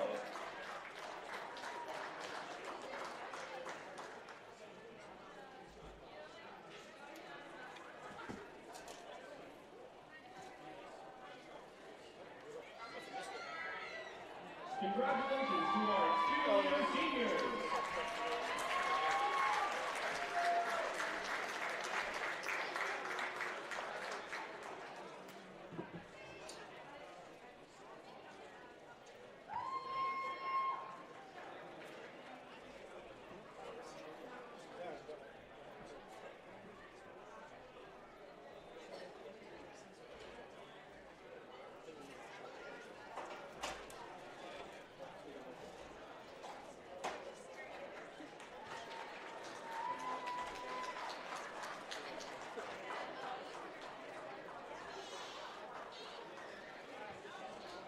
And now for the Moravian University Marching Band Seniors. Reed Clymer, trumpet and bass section leader, will graduate with a Bachelor of Music in Music Education with a concentration in classical voice. Today, he is escorted by his parents, Mark and Jackie Clymer.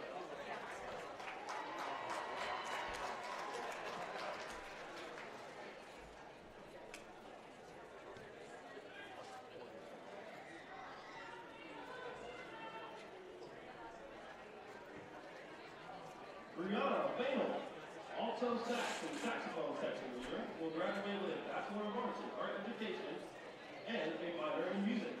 Today, she is escorted by her mom and stepfather, Teresa and Larry Dunn.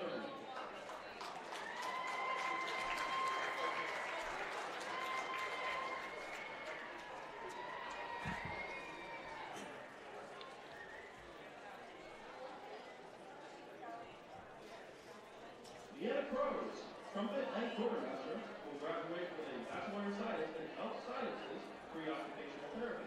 Today, she is escorted by her parents, Rick and Christy Crows.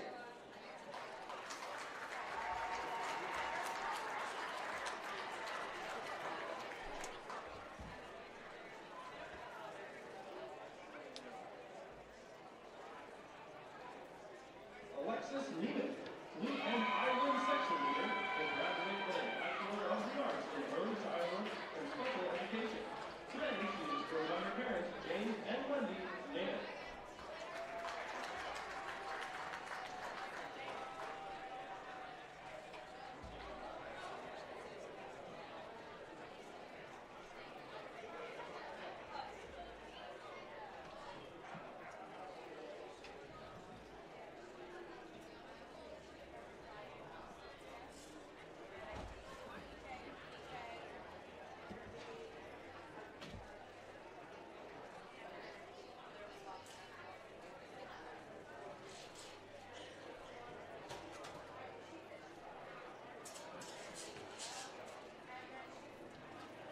Congratulations to our Greyhound Marching Band seniors.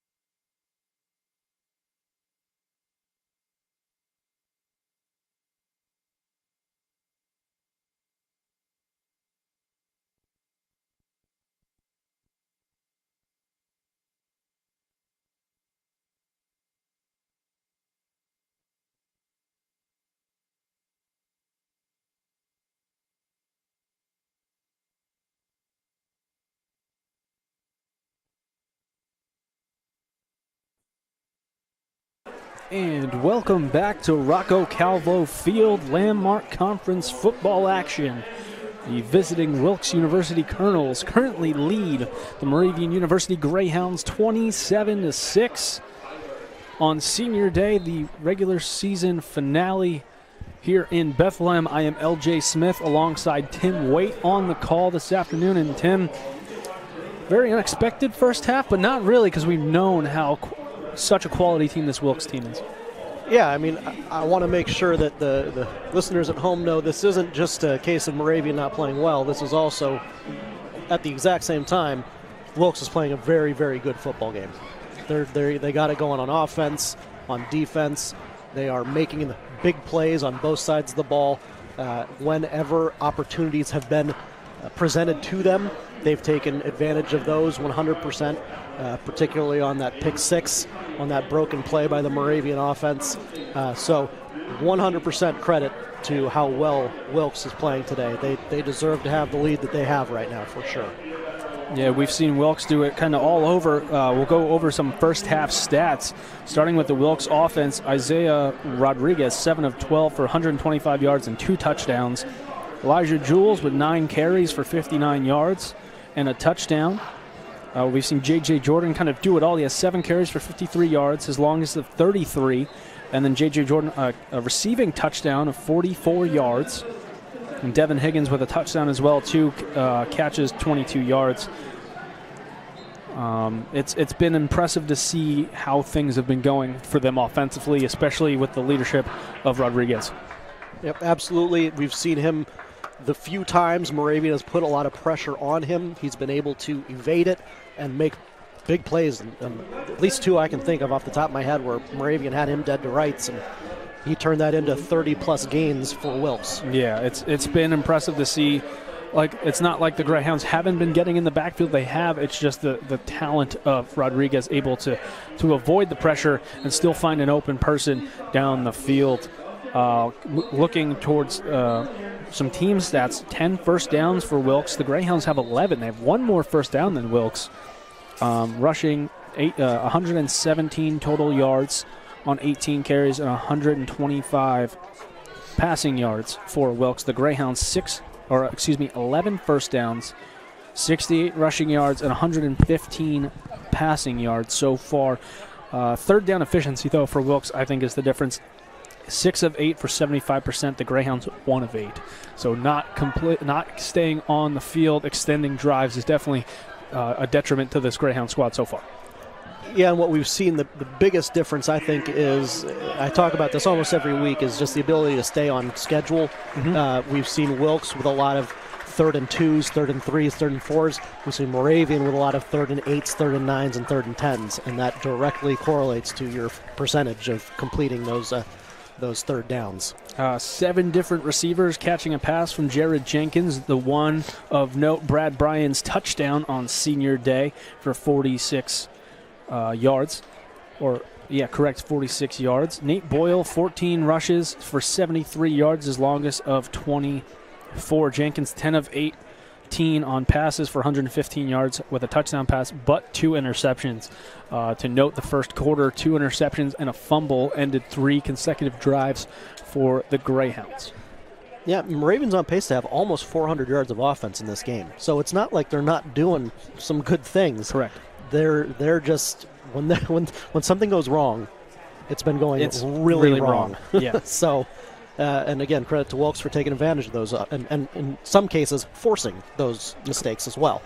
And now that we're getting set for the second half here, some scores from across the Landmark Conference, Tim. The other big game going on right now at the end of the first quarter, Susquehanna is beating Wilkes 14-0. Lycoming. Excuse me. Yes, getting my games mixed up here. Susquehanna is beating Lycoming 14-0. Again, that game has some major bowl game playoff implications. Susquehanna is leading there, and then late in the first quarter, Catholic is now up 10-7 over Juniata down in Washington, D.C. So those are scores from across the Landmark Conference as we get set to kick off the second half. The Greyhounds traveling left to right in all blue uniforms and white helmets. Avery Koser to kick off to the Colonels in their all white uniforms and navy helmets. The kick, a line drive to J.J. Jordan. He gets it at the 11, and he's going to stay on his feet, not touched until the 30. And he's going to be brought down, call it the 30, by a couple of Greyhounds. I believe Boyle was the first touch there to get him there. I mean, part of me doesn't love that your starting running back is on your kickoff coverage team. You know, you just want to limit his exposure to injuries. But, man, another part of me loves that he's flying down there making plays. Him and Elijah Fajardo also credited for the tackle on the opening kick of the second half. Once again, thank you for joining us on the Greyhound Sports Network on MoravianSports.com and this week's Game of the Week on Flow Sports. Myself, LJ Smith, alongside Tim Waite, have the call for the second half of Landmark Conference football action. The last half of regular season. It's incredible. It feels like it's flown by in the inaugural season. And just like that, we'll start the second half of play. Still on his feet, and that's the sure-handed tight end, Jason Dean. We've seen him make an excellent catch earlier in the first half on one of those scramble plays we saw that Isaiah Rodriguez had to make in the backfield. We saw it there, and then he took a big hit and hit the turf. But Dean able to pick up a first down on the first play of the second half. I've been really impressed with the Wilkes play calling today. A lot of interesting plays. Nice little middle screen to the tight end there. Not a play you see every day. They're playing like they have a lot on the line, and they do. They absolutely do. If the score stays this way, they earn themselves a bowl game. Fake, and he's going to hold it. He's able to get rid of it, throwing it at the feet of his running back, but they're going to say incomplete because there was a receiver in the vicinity. Yeah, that ball was inches away from an eligible receiver, so that's a good call. And Basile was there to wrap him up, just unable to bring him down fully. So that's unfortunate there, but nonetheless, it's 2nd and 10 from the 44-yard line for the Colonels. And a heads-up play by Rodriguez, the junior out of Lebanon, to still get rid of the ball in the vicinity of a receiver, an eligible receiver, to make that play. Yep, and I mean, you could tell that Rodriguez is listed at 6'5", 240. I mean, that linebacker, Basile, had him wrapped up. You couldn't bring him down. Screen pass. Running over a Greyhound, doesn't fall.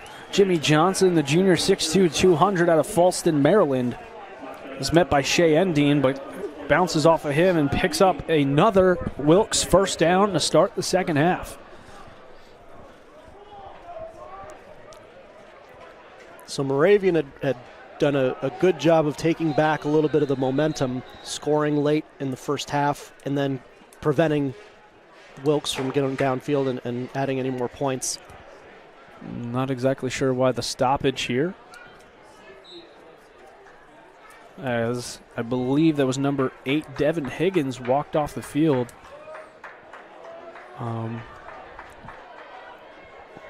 And Zane Grover now in at wideout. Some motion up front for the Greyhounds D-line. Ball snap.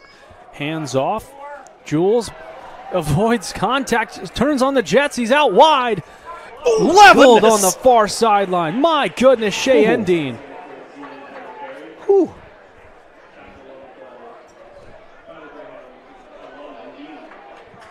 Wow. Jules able to bounce off, see the congestion inside, kick it out wide, hits a second gear, and as soon as he gets beyond the first down marker ending, plants him into the turf. That was one of the most physical tackles I've seen from a cornerback in a long time. Nonetheless, first down for the Colonels. 12:45 to play in the third quarter. Jules with another handoff, met, and that's Basile is going to swing him down to the turf for a loss.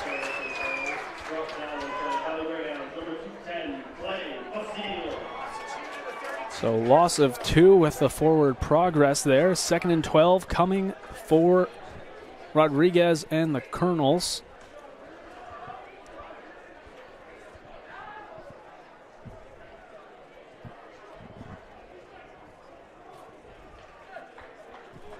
So they'll come to the line with 15 seconds on the play clock.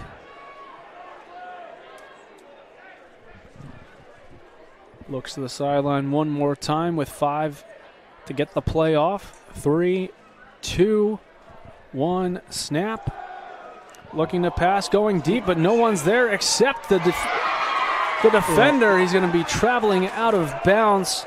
Capobianco unable to drag a foot as the ball was led there, and I'm not sure if that was the design play of getting rid of the ball or not. Yeah, I think he just that one sailed on him a little bit maybe. Unfortunately, Capobianco only able to get not able to get a foot in while controlling that ball. He did catch it, but just not in time. Yeah, nice play there by Capobianco, just unable to get a foot settled. So big third down, 3rd and 12 coming.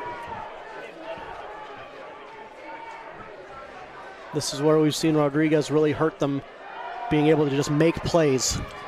Turning, finds an open receiver, turns into space. I believe that's number 3, Jimmy Johnson, with yet another big Wilkes first down. Just a great job of getting to the sticks, making a quick cut, and the DB wasn't able to recover in time to break on that ball. And not only that, he turned and the ball was pretty much there. Like, that was the exact route. That's exactly where Rodriguez was going. Just great timing, great catch by Johnson. I believe he has almost 5 catches already this afternoon.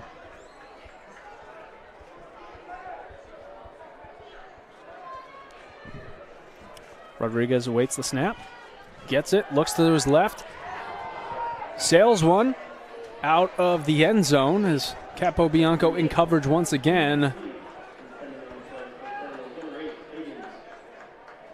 Yeah, they do seem to be targeting Capobianco on a number of these pass routes throughout the game so far. Johnson with 4 receptions for 73 yards. It's been the number 1 target. J.J. Jordan, Jason Dean, and Devin Higgins each with 2 catches on the day for each of them so far.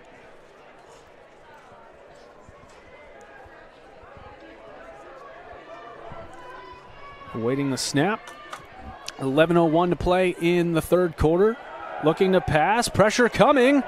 Screen out wide. Jules catches it, breaks away, and scampers into the end zone on the near sideline. It's going to be a touchdown, Colonels, and extend the lead to 33-6. They've simple swing pass, kind of an outlet pass. I don't think he was the initial read, but he was matched up one-on-one out there, and he's got the explosiveness to make a single defender miss, and he did that just there. An impressive catch, to say the least, too. Kind of one-hands it into himself and tiptoes the sideline. Volpone's extra point kick is up and good. So now the score in favor of Wilkes University, 34-6. Leading the home Greyhounds on Senior Day. Moravian is not in a position to trade scores at this point, so they're going to need to score on offense and limit Wilkes on defense. Otherwise, this game is not going to turn out the way they want. It's getting to that teetering point for the Greyhounds where you need to have a stop defensively and put points up on the board each time you're on offense. Still have an opportunity to keep yourself in this contest. And it's not like there's plenty of time left. We're not even 5 minutes into the third quarter, but you need to limit the amount that Wilkes can do damage. And just like that, their first drive of the third quarter, they take up 4 minutes of the clock. Go 69 yards on 9 plays, resulting in another touchdown as Alex Orlando gets set to kick it off one more time.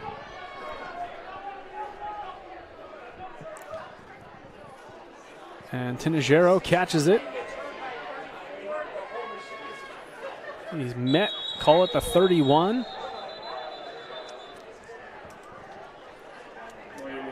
And Tinajero gets, I think they'll mark it at maybe the 32. We'll see where the final mark is.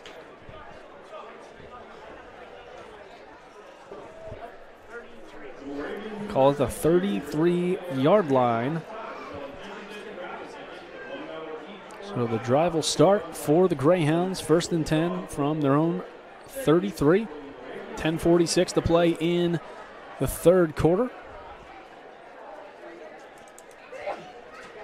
A 49-yard kickoff and a 17-yard return for Tinajero. He was brought down by Adesso, another name we've heard a lot. Boyle gets a handoff to the far side of the field. It's met by a couple of Colonels, but not before a gain of about 5, maybe call it 6 yards.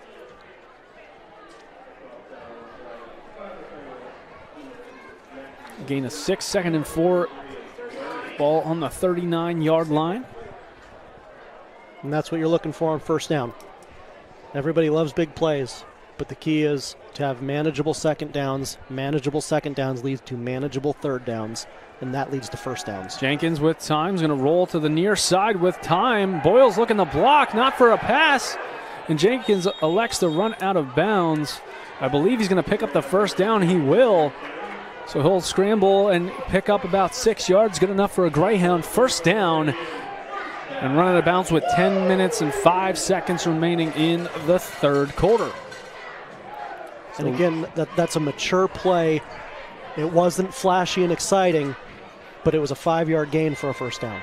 And that's what Moravian needs right now, is to keep moving the ball down the field. Don't force something that doesn't usually lead to good plays, especially the way things are going today. Yeah, keep getting the little things right, and things will start working your way with time. Pass outside. It's a gain of 3, but he's going to get tripped up, Brad Bryant, and if he was able to just break away, could have gotten closer to a first down, but instead he's going to pick up about 4 yards, bringing up 2nd and 6 from the 48-yard line.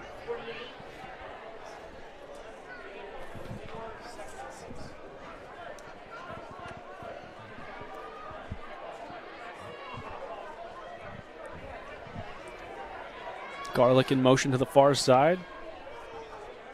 Motion at the D-line. Hand off to Boyle, fills the gap. It's going to force him to go outside, finds a hole, and still being pushed forward. He'll be brought down maybe a yard shy of the line to gains. Will be 3rd and 1 for the Greyhounds. And these are the kind of third downs you want. And if you're going to be in third down, you want it to be 3rd and short.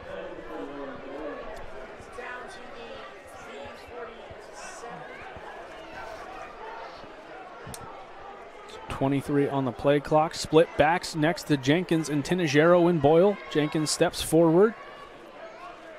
Monge inside the seam right at midfield. Ball snap. Jenkins rolling to his right near side. Lewis falls in front of him, so it's going to bring up 4th and 1. So they're looking to get a first down in the air. So now it's going to be 4th and 1. We'll see what they elect to do here. Gut check time here. It's one of those not make or break, but it could determine. Well, we're pretty close to that point there. very much determine where we're at here. Ball on the Wilkes 47. They're in the shotgun with split backs once again.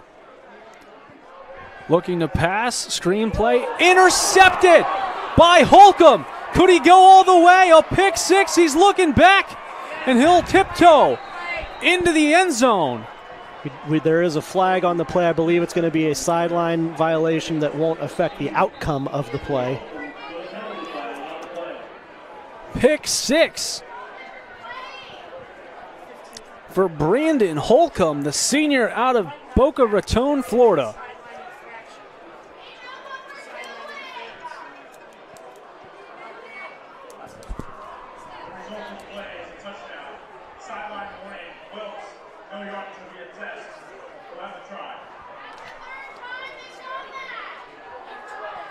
So another interception by coming off the hand of Jared Jenkins. And that's going to extend the lead here, Tim, 40-6. And an extra point attempt here for the Colonels. Valpone out to do so. Orlando gets the snap, sets it down, kick is up. And good. And just like that, the score is 41-6 in favor of the Colonels with 8:12 to play in the third quarter. And the third interception from Jared Jenkins this afternoon and the second pick 6 of the day. Yeah, and, you know, it's not necessarily that he telegraphed the pass, but it was a fairly simple route combination to deduce for the defense, and I think they saw that flat route coming underneath, and it was just an easy play for them to make, quite frankly. It didn't require a lot of I guess they had the anticipation to make that play because it was a fairly well telegraphed play that was being called and route combination being run. Kicking off once again. It's going to be Orlando, that drive for the Greyhounds. 6 plays for 20 yards before the interception ran back by Brandon Holcomb, the 6'1 senior. It's going to go to Tinajero. He'll catch it, call it the 17. Finds a hole, big hit, stopped down at the 35.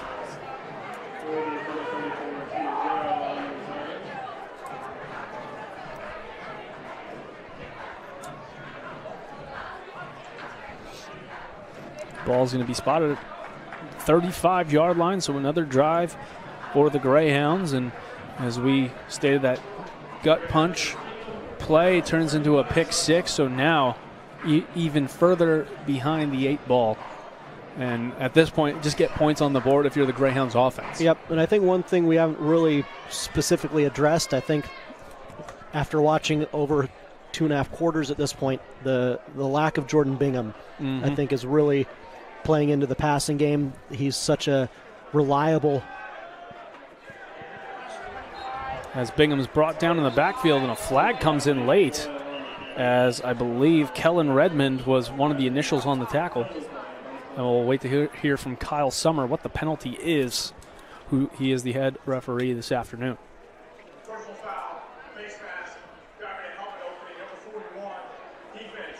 So a defensive penalty going against, I believe they said number 41. That's Michael Galley, the freshman from Scranton.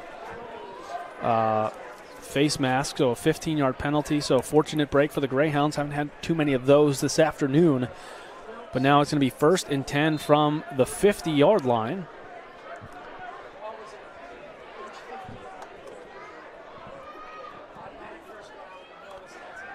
Jenkins steps up into a clean pocket, finds an open receiver, and Brad Bryan cuts back out to the outside, far side of the field, and brought down for a gain of 13 for another Greyhound first down. And you mentioned the lack of Jordan Bingham not being there on the field due to injury. I feel like Brad Bryan has been one of the go-to receivers this afternoon. Yeah, Brad's always been a great complementary receiver to Bingham. And he's done a good job moving up the pecking order here today, but escaping danger, but a flag, maybe a hold, as Jenkins is going to hesitate, be met and dropped as Steele, Hess, and Barberry combined for the tackle. As there is a flag at the backfield. We'll wait once again to hear from Summer what the penalty is. I don't currently see him. There he is, right in front of us on the 36. Holding against the Greyhounds, number 64, Riley Kraft, the senior from Coopersburg. And just like that, switching fields one more time. Ball's going to be spotted at the Wilkes 47-yard line. First and 20 for the Greyhounds.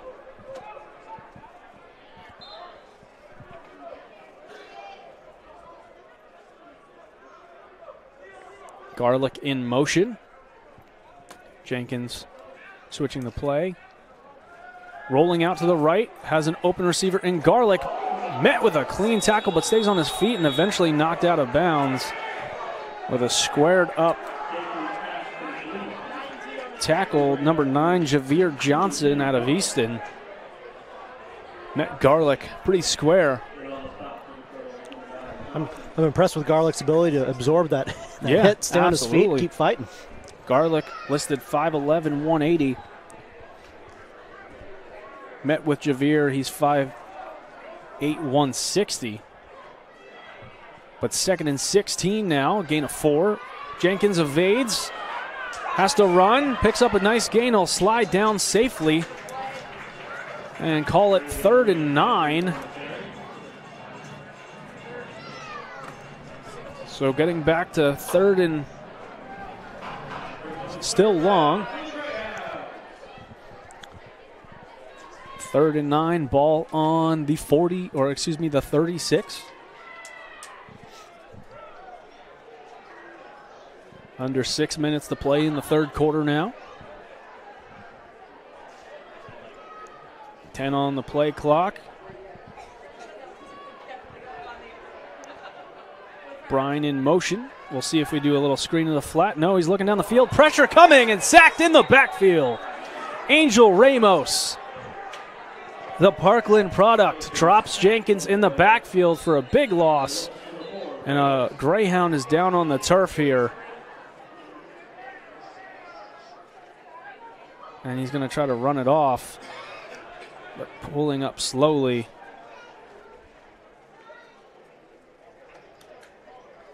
Looks to be number 65, Rains Leedy, the junior from New Hope, Pennsylvania.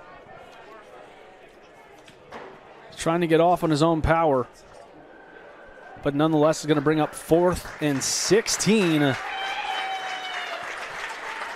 after Jenkins sacked on the last play for a loss of 7.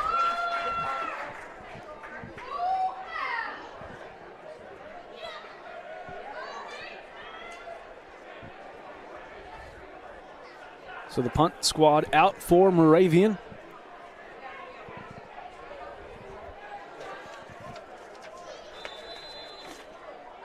Conway look to send it away. One back for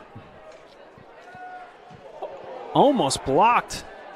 It's going to take a bounce and be caught down at the 11-yard line by Greyhound number 29, Anthony Bowen. Back to return that, I believe, was Zane Grover. He'll let it bounce, but the Colonels have to start their offensive drive from their own 11. Great effort by Steele Hess, number 97, for Wilkes. Kind of a one-man rush, and he almost got there, which would have been very impressive. Very impressive. So unable to come away with points on another drive are the Greyhounds. The score 41-6, 5:10 remaining in the third quarter. The Colonels starting their drive from their own 11. And looks to be a different quarterback in the game for Wilkes. It's Xavier Powell, the junior from Poughkeepsie, New York. Behind center in the shotgun. Ball snap. Takes his time. He's going to sail one out over, kind of over jumps there. Jumps a little bit early as Devin Higgins, but seemed very patient on that drive. Knew exactly, on that pass, excuse me, knew exactly what he was going to be doing. The junior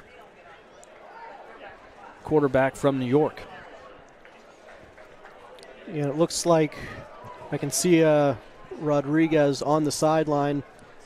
Looks like he's just out of the game because they're looking forward to, you know, I know they're not necessarily counting their chickens before they hatch, but I think they're looking forward to a potential game next week and getting their starting quarterback some rest before that game. Xavier Powell looks to run outside, cuts back and tripped up in the backfield. I believe that's E.J. Harvey that may have got him on the shoestrings before either Basile or waiting to see the number there, 11. Zach Cilia got a piece of him. 3rd down and 9 from the 12. And it looks just like that, like Rodriguez is back in the game at quarterback. And a flag's going to be 12 men. No, a flag, but the far side official pointed for a timeout. I mean, there was definitely 12 men when that huddle broke. I don't know if they'll give him credit for a timeout. We'll see what Kyle Summer has to say.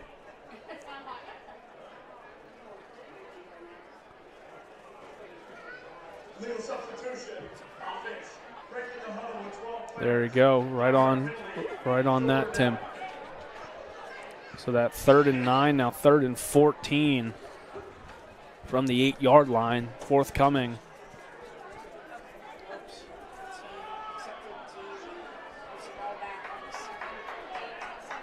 So a couple substitutions now on the defensive side for Moravian.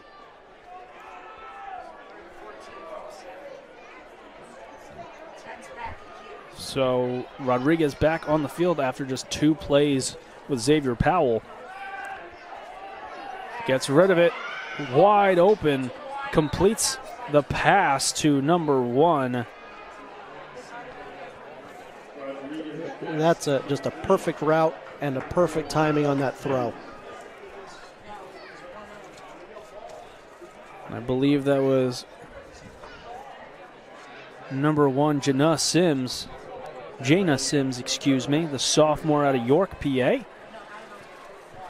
And we've seen Rodriguez do that at least twice now, where the ball is already out going right to where that wide receiver is on the sideline, and good enough for a 1st down on 3rd and 14. It wasn't bad coverage. It's just indefensible if you run a good route with good timing on the throw. J.J. Jordan stopped by Basile. It's going to be good enough for about 5 yards. Maybe even 6.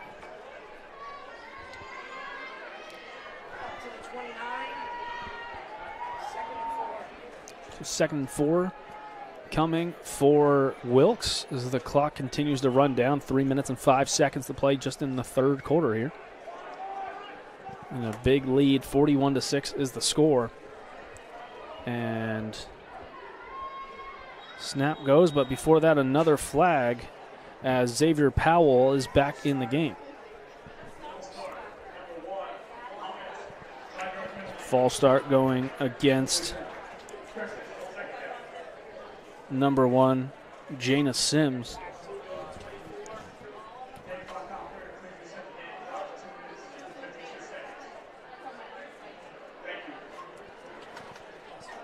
So Xavier Powell back in at quarterback for the Colonels.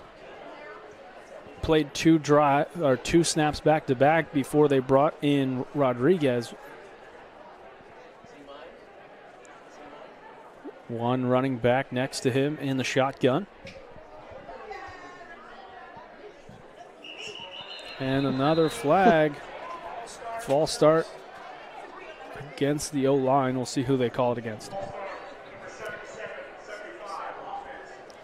They gave it to 2 guys. 77-75, Billy Anderson, the senior, and Mauro Garino, the junior. So back them up another 5 yards. 2nd and 14 to come. It's like when they say on the highlights, everyone except the center. Yeah. Something like that. Yeah. Everybody moves and the center forgot the snap count. And it's everyone else's fault. That's how it works. Ball snap, Powell rushes, scrambling to the near side, steps back, across the body, pass wide open to, that's Jimmy Johnson. He's going to be brought down out of bounds. Forced out by 0, Aiden Lane.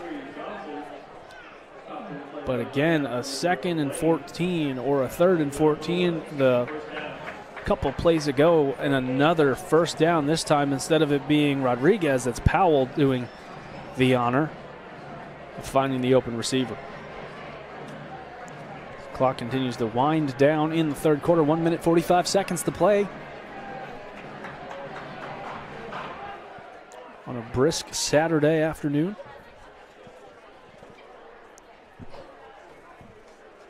Fakes a handoff. Powell met in the backfield, evades, spins around again eventually. Capo Bianco was not letting him out of his sight. And it's going to be a loss of about maybe 1 or 2.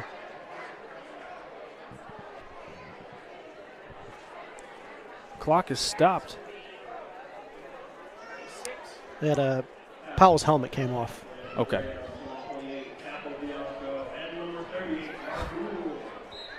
So Powell will have to step off for a play, and as soon as you think Rodriguez is going to be out of the game, he's right back in. Clock continues to run now. 1:12 to play in the 3rd quarter. Play clock at 12. J.J. Jordan behind Rodriguez. Snap. Pass. Easy in the pocket. Did he make the catch? They're going to say he did. I'm surprised by that call. Don't see too many Greyhounds. Yeah, maybe Capo Bianco now is one saying he did. The Kyle Summer coming in, they're going to stop the clock to kind of talk it over here. But if it is a catch, that's going to be the tight end Jason Dean. Once again, his 3rd catch. Incomplete is the call. And I believe that's the right call. I mean, listen, we're 100 feet away, Yeah. but from here, it did not look like that was a catch from here. So it's going to bring up 3rd and 12. Clock stopped with 53 seconds. We'll see if Powell comes back in and Rodriguez stays on the sideline. Yeah, the other thing I'll say is that Dean is not complaining. He's not arguing. No, so not at all. I think they got it right. If he did make the catch, that would have been more than impressive. Yes. Because the catches he would have made so far. That would have been his 3rd one. That was just if like he did, that. If he did make the catch, he would have been More adamant. visibly upset if they took it away from him. So Powell in at quarterback. It's 3rd and 12. this has been an Achilles heel for the Moravian defense. He's getting off the field on these 3rd and longs in particular. Basile with pressure. Powell with time. Finds an open receiver. Intercepted! Aiden Lane makes the grab and brought down. And Powell. Yep, that's on flag. That'll be on Moravian. And an unfortunate thing of tempers flaring and here. We need to get people off the field if you're Moravian's coaching staff. And they're trying to without themselves getting flagged, as we saw the Wilkes coach get flagged earlier this game. But Aiden Lane, the freshman, intercepts Xavier Powell.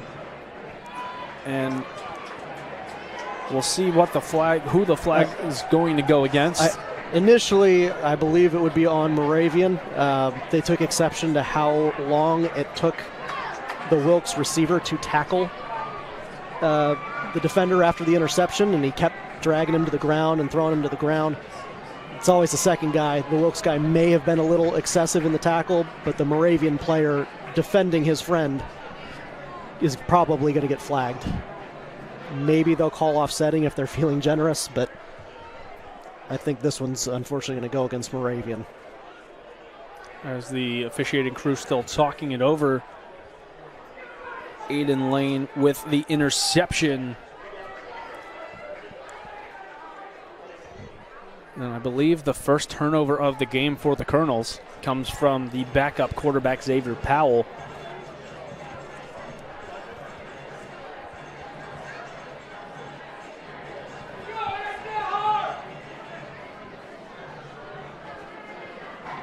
Well, it looks like the Greyhounds will regroup with this taking so long. Coach Long trying to get an explanation from the closest official to him. He's walking on the field now. And I mean, I don't think it got to the point where any punches were thrown. No. I don't think they should be, discussing too much here. And Kyle Summer on the mic. There are multiple fouls on the play by both teams. After the play, unsportsmanlike conduct, Moravian, number 21 and number 51. That's their first unsportsmanlike conduct of the game. Unsportsmanlike conduct, Wilkes, number 1. That's his first unsportsmanlike conduct of the game. All those dead ball fouls were canceled. It's first down, Moravian. So the interception stands, but penalties against both sides. Shea Endine and Ethan O'Neill for the Greyhounds called for penalties, and number 1, Janae Sims for Wilkes get called for unsportsmanlike conduct penalties after the conclusion of the play. So Greyhounds do get the interception at the hands of Aiden Lane, the freshman, 6 foot 180 out of Monroe Township, and they will take over on the 34-yard line with 41 seconds to play in the third quarter. Some movement on the D-line. Pre-snap, Jenkins. Hands off to Boyle. And brought down.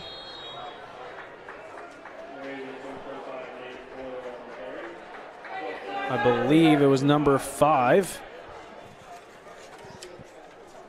Kellen Redmond. We've said his name quite a few times already this afternoon. As Jenkins ready to move right away.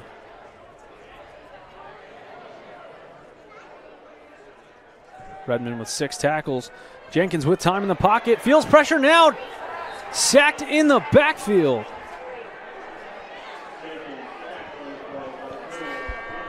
And that's how the third quarter is going to end, with Jenkins being sacked for a loss of 4 yards. Maybe 3, depending on the spot. And again, a lot of great coverage by Wilkes, so not taking anything away from them. But Jenkins is used to having Bingham out there running some of these routes, being that guy that he can depend on, and just doesn't have him out there today, and I think it's really showing. Chris Rodriguez credited for the tackle and the sack.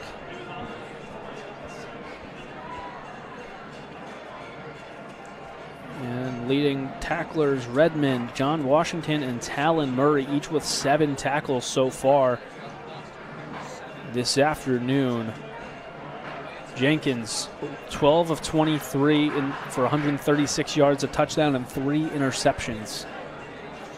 4 receptions for Brad Bryan and Tim Garlick. Bryan with the lone touchdown for the Moravians so far today. As we get set to start the fourth quarter, the score 41-6 in favor of Wilkes University. We'll look at some scores after this first play of the fourth quarter from across the Landmark Conference. So we're still on hold here.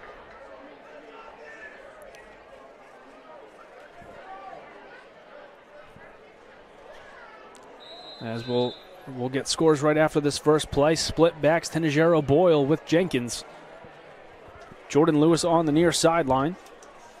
Ball snap, Jenkins back in the pocket with a little bit of time. Pressure coming. Jordan Lewis wide open, makes the catch around the 40. It's going to be knocked down shy of the first down marker. And that's going to be Donnell Mackey-Woodson coming up with a tackle. So quickly, just before halftime, out in Selinsgrove, Susquehanna is beating Lycoming 21-3. And down in Washington, D.C. at halftime, Catholic is beating Juniata 20-13. As play starts, Jenkins rolling out, finds Tenejero, hits the turf. It's going to be good enough for a Greyhound first down. As Tenejero makes the catch, the ball thrown a little behind him, but able to make the play nonetheless and move the chains.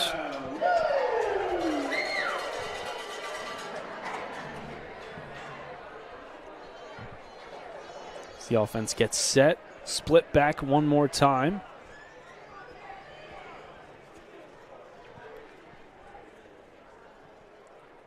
Waits the snap. Looking to pass. Jenkins steps up, looking to go long. Overthrows Brad Bryan in coverage. Was Jesse Adesso. He has 2 interceptions on the day, one being a pick 6. Nice job using the sideline as an extra defender. No room for Jenkins to fit that ball in.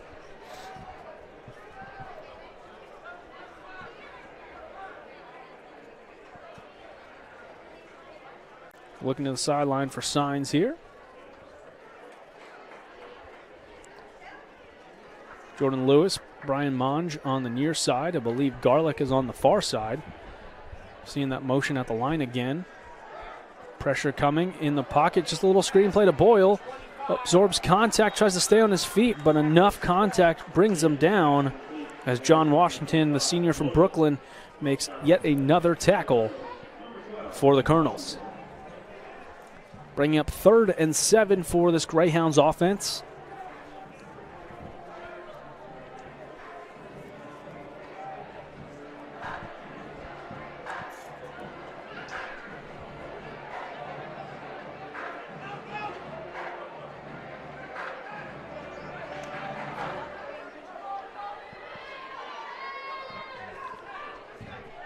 On the play clock, Monge in motion.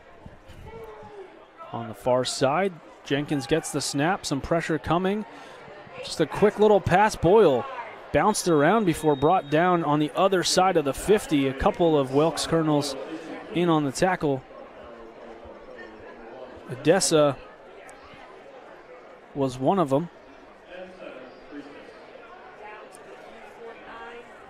Also getting credit. Juju Fears on the tackle.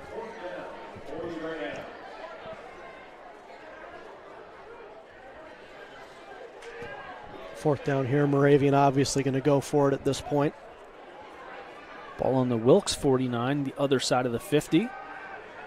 And pass going to Bryan. Good enough for a first down. Nice move for Bryan to make the grab, avoiding the coverage of Javier Johnson, and able to extend his arms forward for another Greyhound first down, keeping the drive alive. The ball on the 44-yard line of the Colonels.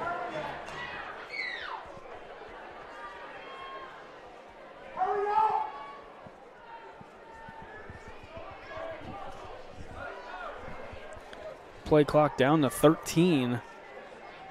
And looks to pass, but hands off. Boyle finds a hole and brought down by the likes of number 33, Talon Murray, sophomore out of Vineland, New Jersey. And the clock continues to run for the Greyhounds. Gain of 7, 2nd and 3. Steps up in the pocket, pumps, has man coming on his back, and drops him from behind. Steele Hess was the one that ended up in front of Jenkins, but Angel Ramos, we talked about that duo on the top of the broadcast. They both combined for a sack there. They've lived up to their billing in this game, both in the run game and in the pass game. Jenkins looked to have time, but did not see Ramos coming from behind, and then Steele pops through the block there and able to drop him for a loss. And flag coming in as it goes right. Flag got thrown into Boyle. Kind of discussing. But the flag going against the offensive line of the Greyhounds, number 64, Riley Kraft, the senior from Southern Lehigh.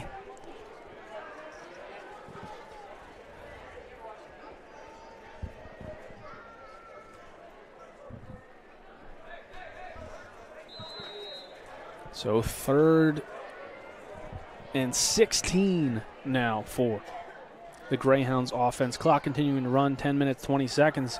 Jenkins rolls to his left, looks to throw, does so at the line, looking for Lewis in the end zone.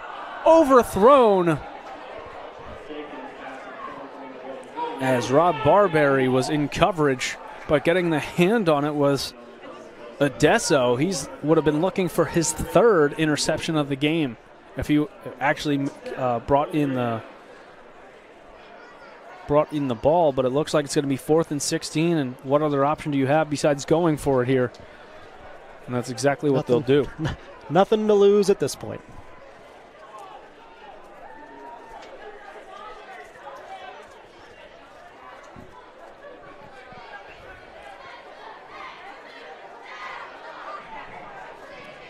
Do have only about 7 seconds on the play clock, so they need to get moving here either way.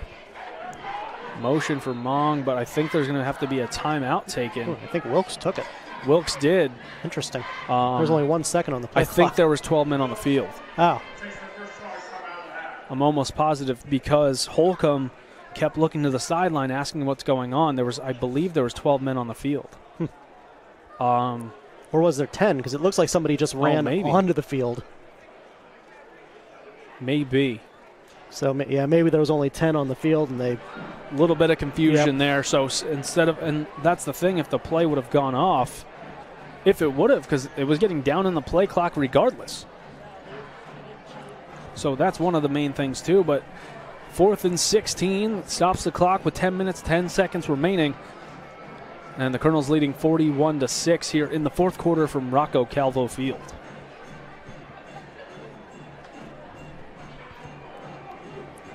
Greyhounds offense back out for 4th down. Myself, LJ Smith, Tim Waite on the call with you this afternoon, streaming live on the Greyhound Sports Network, MoravianSports.com, and the game of the week on Flow Sports.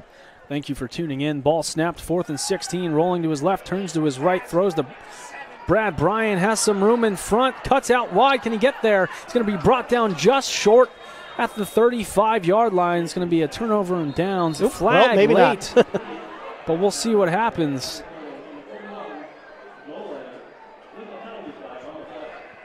And Holcomb trying to celebrate, but he could have been flagged. I'm not sure what it's going to be here. Well, Moravian's coming off the field as if they know something we don't. So this might be a Moravian penalty, which will not give them a 1st down, obviously. 10 minutes exactly stopped on the clock.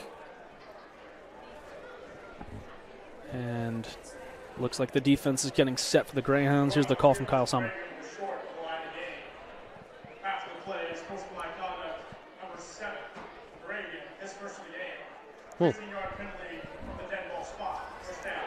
So a 15-yard penalty going to be assessed from the 35. So Wilkes will start with the ball at midfield. The unsportsmanlike conduct penalty going against number 7, Brad Bryan. So depending on what happened. He's the one that caught the ball, right? I mean, he's the one that was tackled down short of the line to gain. So maybe something happened when he got up, exchanging of words that close to the sideline for the Colonels. Don't need to speculate any further than that, but a turnover on downs, 41-6. Wilkes will take over. 1st and 10, the 15-yard penalty assessed from the 35. They start at midfield with exactly 10 minutes to go in regulation. Ball snapped to Powell, hands off. There looks to be a different number. Number 24 is going to go through, good for a 1st down. I do not see a 24 on the roster.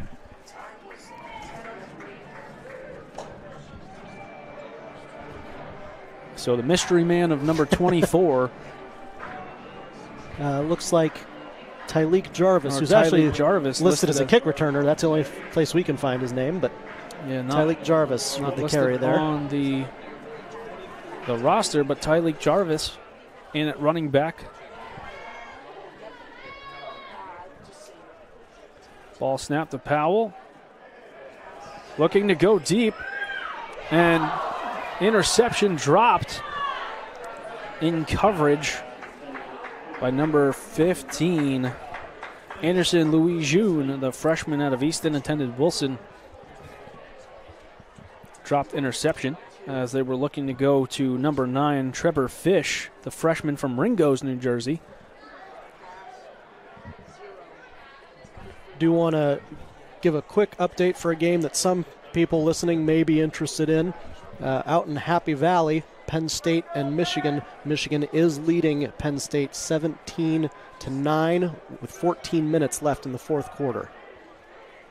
Ball snap, Powell hands off. Tyleek Jarvis wrapped up and stopped in the backfield. I believe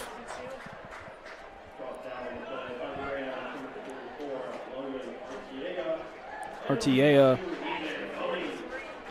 is one of them credited for the tackle. Artiega was one. So 8:40 and counting here. Third and about 13. E.J. Boney was also credited on the tackle. Xavier Powell rolls to his left, the far side, tries a pass, dropped on the far sideline. Great throw. And looking for his wideout, well past first down yardage, but unable to make the grab. We'll see the punt unit come out for the Colonels, and the likes of Alex Orlando.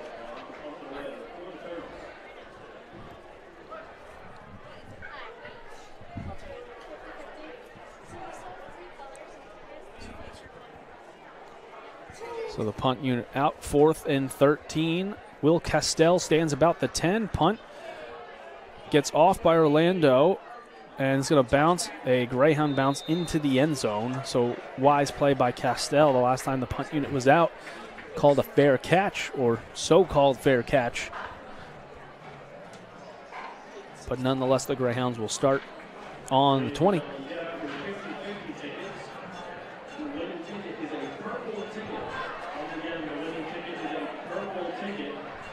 As the Greyhounds offense gets set to come out, 8:16 remains in the regular season, the inaugural season for Landmark Conference football here in Bethlehem.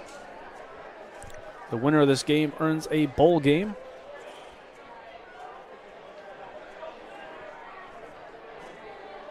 As Boyle stands behind Jenkins, 2 receivers on each side. Unblocked, getting into the backfield is number 58, Trevor Gitsky.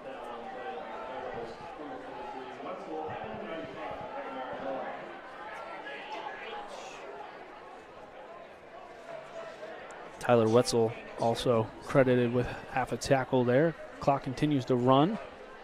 22 on the play clock for the Greyhounds offense. Similar setup to last play. Ball snap. He's going to break through. First down for Boyle and then some. Nice play by him to find some extra space there as Michael Kornick, the freshman from West Philadelphia, able to get a stop, not before a Greyhound first down. West Philadelphia, born and raised. It took everything of me not to say it, but I'm glad you caught on to that as well, Tim. Wide open, Jordan Lewis unable to make the grab. Broken up in the secondary by number 16, Kai Styenson, freshman from Palisades.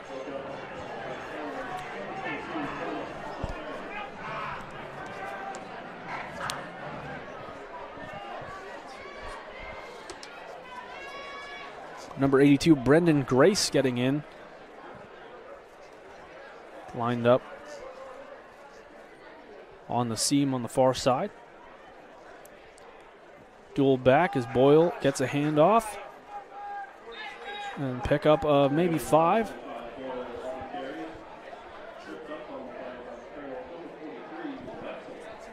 Wetzel with a tackle, bringing down Boyle. 3rd and 5 coming for the Greyhounds. Under 7 minutes remaining.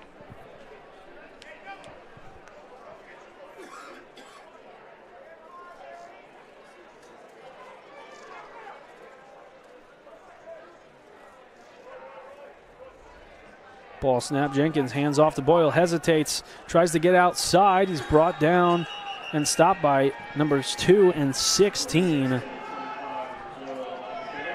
So Kai Steinson. And number 2, Davon James.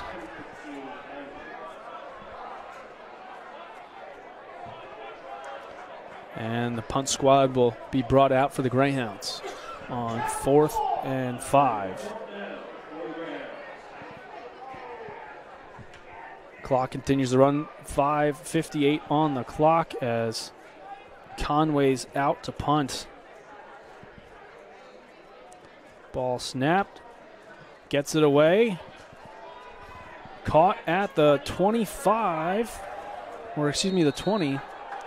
And a flag in late as the ball is going to be spotted at the 22. And we'll wait to see what the flag is. Didn't see anything obvious, but the flag did go up rather quickly. And they'll converse around the 30-yard line.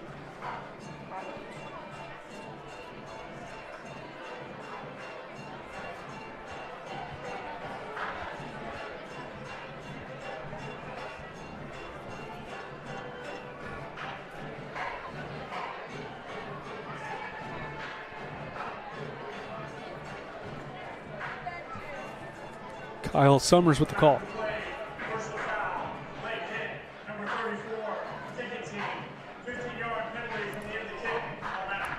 So that's going to go against Tenejero.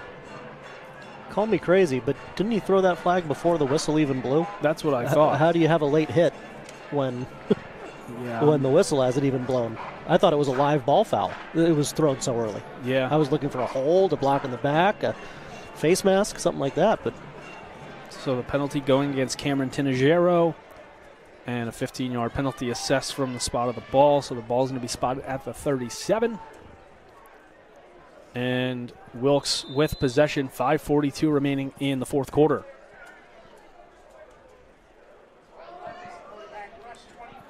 .24 on the rush, bounces off one, met by another Greyhound. And that's going to be Tyleek Jarvis on the rush.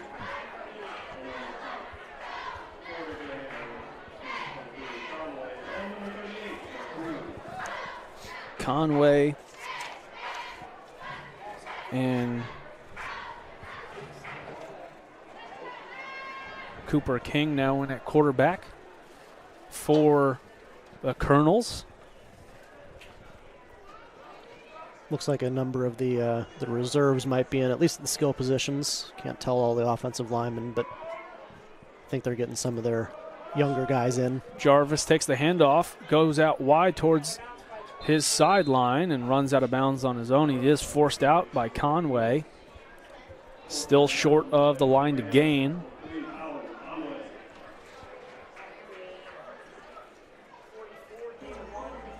So gain of 1, 3rd and 4. 3rd and 3, excuse me. So we'll see what the defense can do here on 3rd and short. 4:26 to play.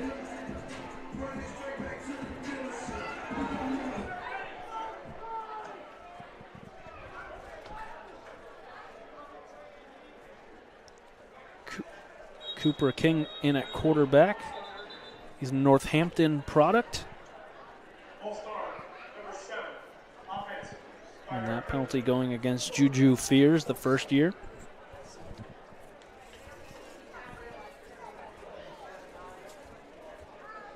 King, the sophomore, standing at 6'3", 190.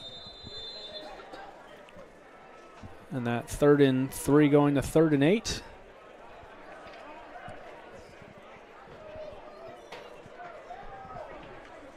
As they break the huddle. Also looks like Moravian's brought in a number of their backups on defense here as well. See number 12 on the field for Wilkes. Either John Washington or Jack Howell. Jack Howell is listed as a quarterback.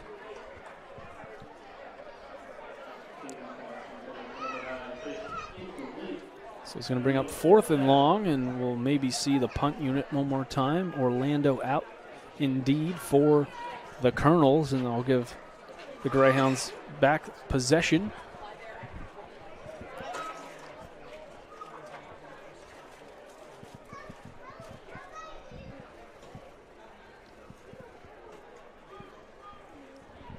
Ten on the play clock.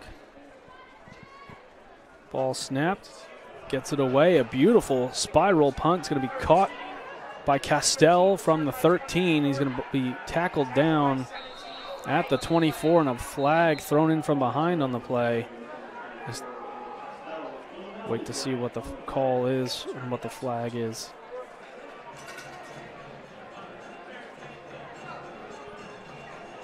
.327 on the game clock now.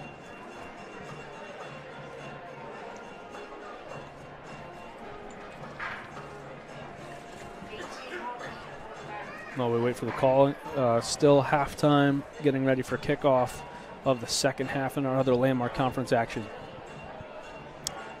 Yep, and that's Susquehanna still up 21-3 over Lycoming, about to start the second half.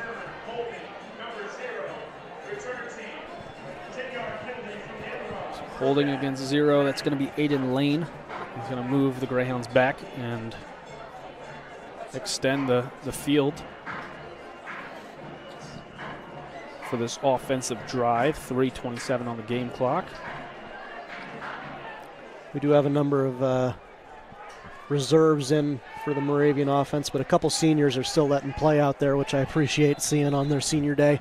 Carter Hallgren now in at quarterback for the Greyhounds. First look, pass completes to Tim Garlick for a pickup of about 5, maybe 6 yards there, as the ball's going to be spotted at the 20-yard line.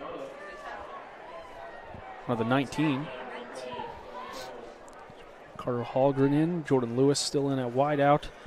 Mentioned Brandon Grace in as well. Boyle, Garlick, Bryan.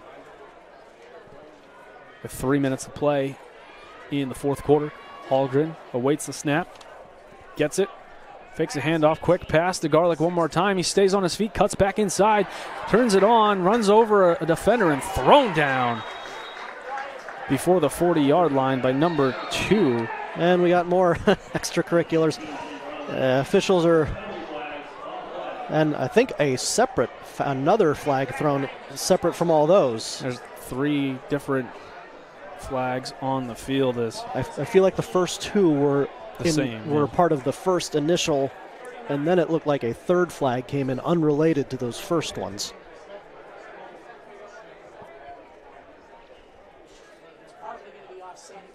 You know, it's safe to say there's some emotion out there on a senior day, last game of the season. So even if you're not a senior, it is still your potentially last game for the year. And by the looks of it, seeing number 7 Brad Bryan on the sidelines just take his gloves off and throw them against the bench could be an indication if that's his second. He did get one earlier when he was tackled out of bounds on that far side, so a second one would be an automatic removal from the game. And we'll hear from head referee Kyle Summer with the call. They're fouled by both teams on the play after the play. Unsportsmanlike conduct number 10, Wilkes. Unsportsmanlike conduct number 7, Moravian. That's his second. Number 7, there's been ejections in the contest. Those dead ball fouls canceled. First down, Moravian. It's a dead ball spot. So number 10 for Wilkes, I'm assuming Quincy Banks, the senior from Bronx, getting his unsportsmanlike conduct. And like I mentioned, Brad Bryan, his second of the game, he's now ejected. Which is, it's always unfortunate, but this is his last, he's a senior. So I'm sure he didn't want things to end quite like this in terms of the scoreboard and then the frustration with some of these penalties. Ball snap. Boyle's going to get a rush, find a hole, and cut right through it. He's still on his feet, tackled down at the 34-yard line. A big gain for Nate Boyle. Boyle from Brockton, PA, senior on senior day, looking to keep the momentum going here.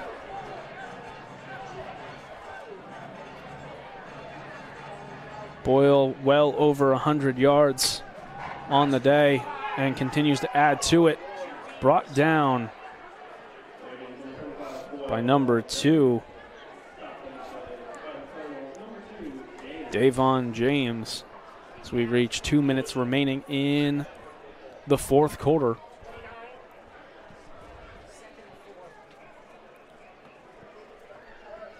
Boyle's 24th touch gets him over 150 yards. Or just shy, 149.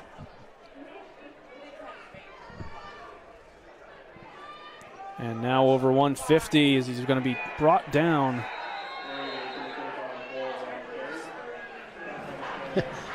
Actually might not have gotten that. Man. Might not have gotten that yard. Brought down by number 39 on the play.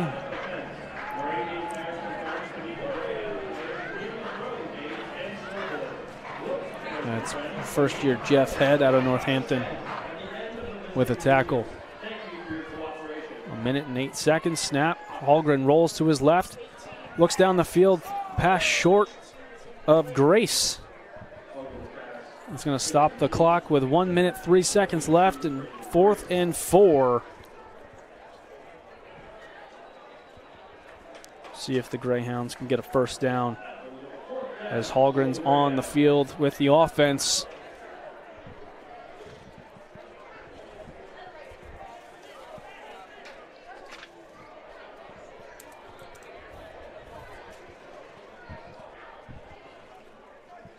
Boyle now on the near side, the left side of Carter Hallgren. 2 receivers on either side of the line. Steps back in a pocket, looking over the middle, over the top of Grace. Contested and falls incomplete. And that'll be a turnover of downs here. And Wilkes will take over possession with 57 seconds to play in regulation. The score 41-6 in favor of the Colonels. They've played themselves a heck of a game this afternoon. Very deserving of the victory today. I assume we'll see them in victory formation here. Just taking a knee and getting the win. Maybe not. Maybe we want to get some of these young guys a little bit of game action. No fault in that. Waiting to see who's going to take the snap. Looks like number 5 from my vantage point. Number 5, the first-year quarterback, Anthony Torres, completes it to number 19.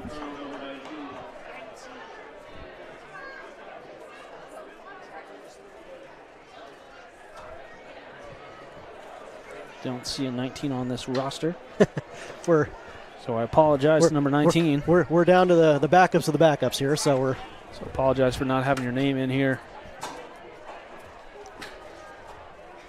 And another snap to Anthony Torres,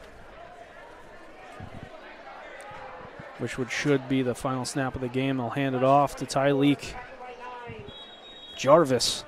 And that will be the last play of the regular season here from Bethlehem, PA. The final score, the Wilkes University Colonels come out victorious over the Greyhounds of Moravian University, 41-6. On this senior day, a brisk Saturday afternoon in Bethlehem, Pennsylvania, the Colonels come away with a victory and clinch a bowl game in the ODAC Landmark Bowl Series. We'll go over some of the final stats here with you shortly as the teams shake hands across the field. Wilkes started the game scoring 27 unanswered points, Tim. The first 13 on a 44-yard touchdown pass to J.J. Jordan, the freshman running back, and the second coming just seconds later, as Jesse Adesso has a 29-yard pick six.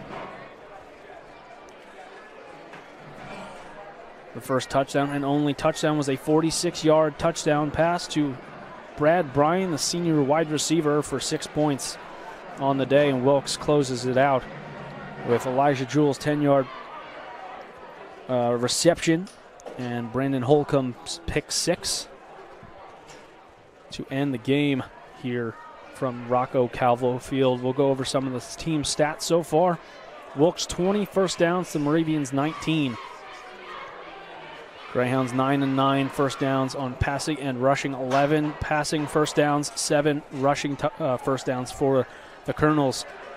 Efficiency of third downs, Tim, 1 of 15 for the Greyhounds. They were 1 of 8 at the half, so they did not convert a third down in the second half. Wilkes was 6 of 8 after the first half, 8 of 13 on third down for 62%. Greyhounds did go 3 of 8 on fourth down for 38%. Greyhounds ran 73 plays. Wilkes ran 56. In total yards, both teams eclipsed 300. Moravian 337 first down, or total yards, excuse me. The Colonels with 379. 200 net passing yards for Jenkins and 226 for the Colonels quarterback core. That a couple of them have gotten in the game. And we'll go to some of the offensive players. We'll start with the Colonels. Isaiah Rodriguez, the starting quarterback, just 2 yards shy of 200 passing yards, 12 of 21 for 3 touchdowns. Xavier Powell had an interception, 1 of 5 for 19 yards. Torres and Cooper King each seeing action at the quarterback position. For the Greyhounds, Jared Jenkins, 19 of 32 for 176 yards, 1 touchdown pass to Brad Bryan, and 3 interceptions, 2 of them being pick sixes. Carter Hallgren going 2 for 4 with 25 yards in his time in at quarterback. 5 different running backs touched the ball in rushing attempts here. Elijah Jules, 11 attempts, 71 yards for a touchdown. He was the lone running back to get a rushing touchdown. J.J. Jordan, 8 carries for 59 yards. Tyleek Jarvis with 5.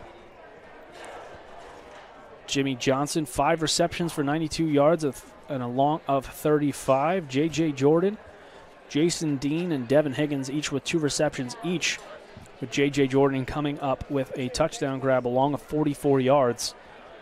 Devin Higgins with a touchdown as well, and Elijah Jules a touchdown. So 2 running backs getting touchdowns in the air.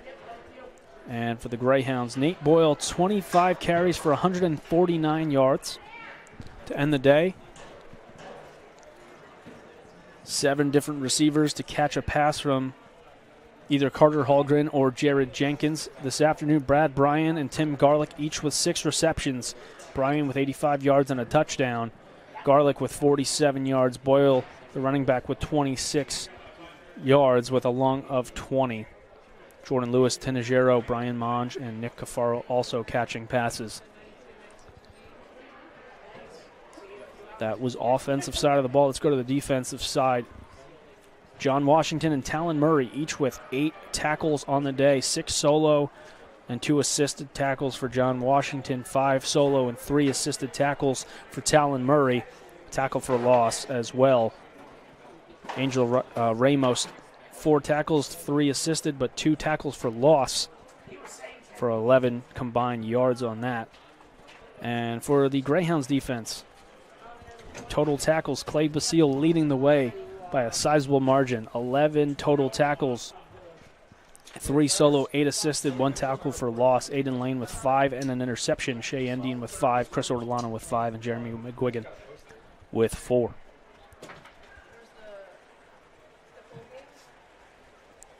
That's the overview of stats from Rocco Calvo Field. And Tim, to conclude the season, the first year under head coach Jeff Long, ending the year 4-6, 3-3 in the Landmark Conference. Wilkes improves to 4-6, 4-2 in the Landmark Conference. What are your thoughts, not only on today's game, but the season as a whole under first-year head coach Jeff Long? Obviously, I think if you talk to the coaches and the players, they're going to be very disappointed with today's outcome and how things went. I have a feeling if you ask them on the first day of preseason camp, hey, do you guys want to be playing on the last game of the season for a postseason bowl game bid, they would have been ecstatic, saying that would have been, hoping that would have been the outcome. So they're disappointed today, obviously, but I think with how far this team has come from opening out at Muhlenberg, and obviously Muhlenberg's a top 25 program, but not being able to be ultra competitive in a game against them, to again playing for a postseason berth on the last game of the season. I think the growth, the overall maturity of the program, I think they are going to be, once the disappointment of today goes away, I think they're going to be very happy with how the overall season went. Yes, they weren't perfect. They have things that they all know they could have done better. All that stuff, that's always going to be true. But they were in it until the end, and that's all you can ask for. And talking with Jeff about having the capability of talking to Jeff pregame and all these things throughout the season, and I said it earlier in the broadcast, having the ability to play meaningful football in November for the first time in a couple seasons is definitely something that these guys may not have known, but now they can make this a culture moving forward. And Team 97, the season may be over, but there's so much to build off of. You are losing some seniors, but if you're Coach Long and you're underclassmen on this team and returning to the team next year, you have a taste of what Moravian football was, the expectation of what Moravian football was this year, and what you can continue to build and grow off of. Yeah, I mean, when you have a team as young as Moravian was, they only had 10 seniors walk today. Yep. That's not a big number. Typically, your classes are anywhere from 20 to 30 per year, and only having 10 seniors, you had to go through a lot of growing pains this year, and they went through some of them. They're not done. They're going to have growing pains next year. Yep. They're going to have growing pains. They're always going to be growing pains until you get to a point where you're, conference champion level program. But the growing pains they felt this year will only serve them as a benefit in the years to come. And even seeing Coach Long on the field with some of these seniors, thanking them, hugging them. Now their career may be over in a Greyhound uniform, but it's a brotherhood. It's something that's Coach Long has talked about, previous coaches have talked about. It's something bigger than just football when you leave here. You are an athlete, and you can speak to that as well, being one as well. Absolutely. I mean, whenever I work, for those that don't know, I work in the admissions office here at Moravian in my day job. And I also speak, in that role, I speak to all the football recruiting events and things like that with my background. And whenever Coach Long introduced me in front of the room of recruits, he makes sure to mention that, I am a former Moravian Greyhound football player. Yeah. And not that I had a particularly storied career, but the fact that, that's important. Being an alum, being a member of this Greyhound Brotherhood, it's something that every coach that I've had the ability to work with here, whether it was Coach Dapp when I was playing, whether it was Jeff Puxon over my years coaching, and now with Coach Long taking over, we talk about that brotherhood. No matter who's in charge and no matter who's part of the brotherhood now, you're always part of the brotherhood when you're done. So to those 10 seniors that were able to walk today, congratulations on your career here. I'm sure you wish there were some more wins along the way and things like that, but this was just the first step in your entire lifetime being a Moravian Greyhound. Well put, Tim, and it's something to note that it's always going to be bigger than football. As you can see, like you won't always remember every game, the score of every game, but you could see the guys going through these lines, hugging each player that's walking, and it's bigger than that. And the respect that you're going to have for each other goes a long way. So it's always emotional to see these types of things because you've been through it, and you felt what these guys have felt before. But seeing it every year, it's kind of. Well, and I mean, you just mentioned you're when you get together with your friends 10, 15, 20 years from now. When I do run into former players, we don't talk about the games, the wins, the things like that. We talk about, the hanging out, the practices, the fun we had on the team bus, the nights, the team movie nights before a game. Yep. Sure, you want to win the games, obviously, but you don't remember the wins and losses. You don't remember those 3 hours on a Saturday.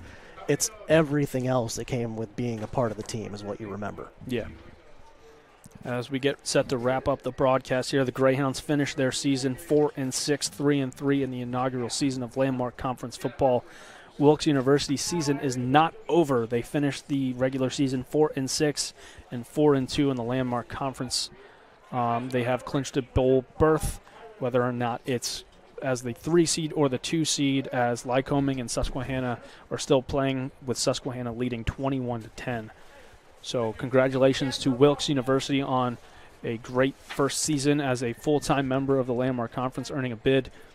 Lycoming and Susquehanna have now clinched bids as well. It's just seeding-wise as they get set. Wilkes 4-6 and 4-2 in the Landmark Conference.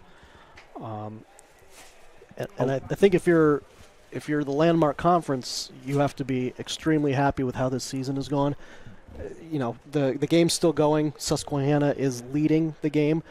There is a decent chance the Landmark is going to have a undefeated team going into the NCAA playoff, which is what you would want as a conference. You want your best team to be your best team and to go on and represent you in the NCAA tournament. But you also had 3 other teams fighting for games on the last week of the season. Yes. And the great parity that must mean you have as a conference, they have to be very happy with how this first year has gone in the Landmark. 100%. And if with Moravian, there's a lot to build off of, a lot of growing pains, as you mentioned, but Coach Long stepping into a program and able to kind of build what he has so far, there's a lot of room for growth, and that's what you want. You don't want to be peaking in your first season. But you have to be proud of what Coach Long and this staff have been able to build and what this group of Greyhounds football players have accomplished. Although the outcome right now on the scoreboard wasn't what you wanted to see, there's a lot of positives moving forward. Absolutely. On behalf of the entire Moravian University Athletic Communication Department, Mark Fleming, the Director of Athletic Communications here at Moravian, myself, LJ Smith, and Tim Waite, signing off for the final time this season. Thank you for joining us on the Greyhound Sports Network, on MoravianSports.com, and Flow Sports. Take your career to the next level, or finish that degree you started but could never find the time to finish. Moravian University offers online graduate business programs, as well as online adult degree completion programs to fit your busy lifestyle. The Moravian location in Lancaster offers you the opportunity to meet with one of our team members and design a plan that helps you earn the degree you want. Moravian University, your degree, your way.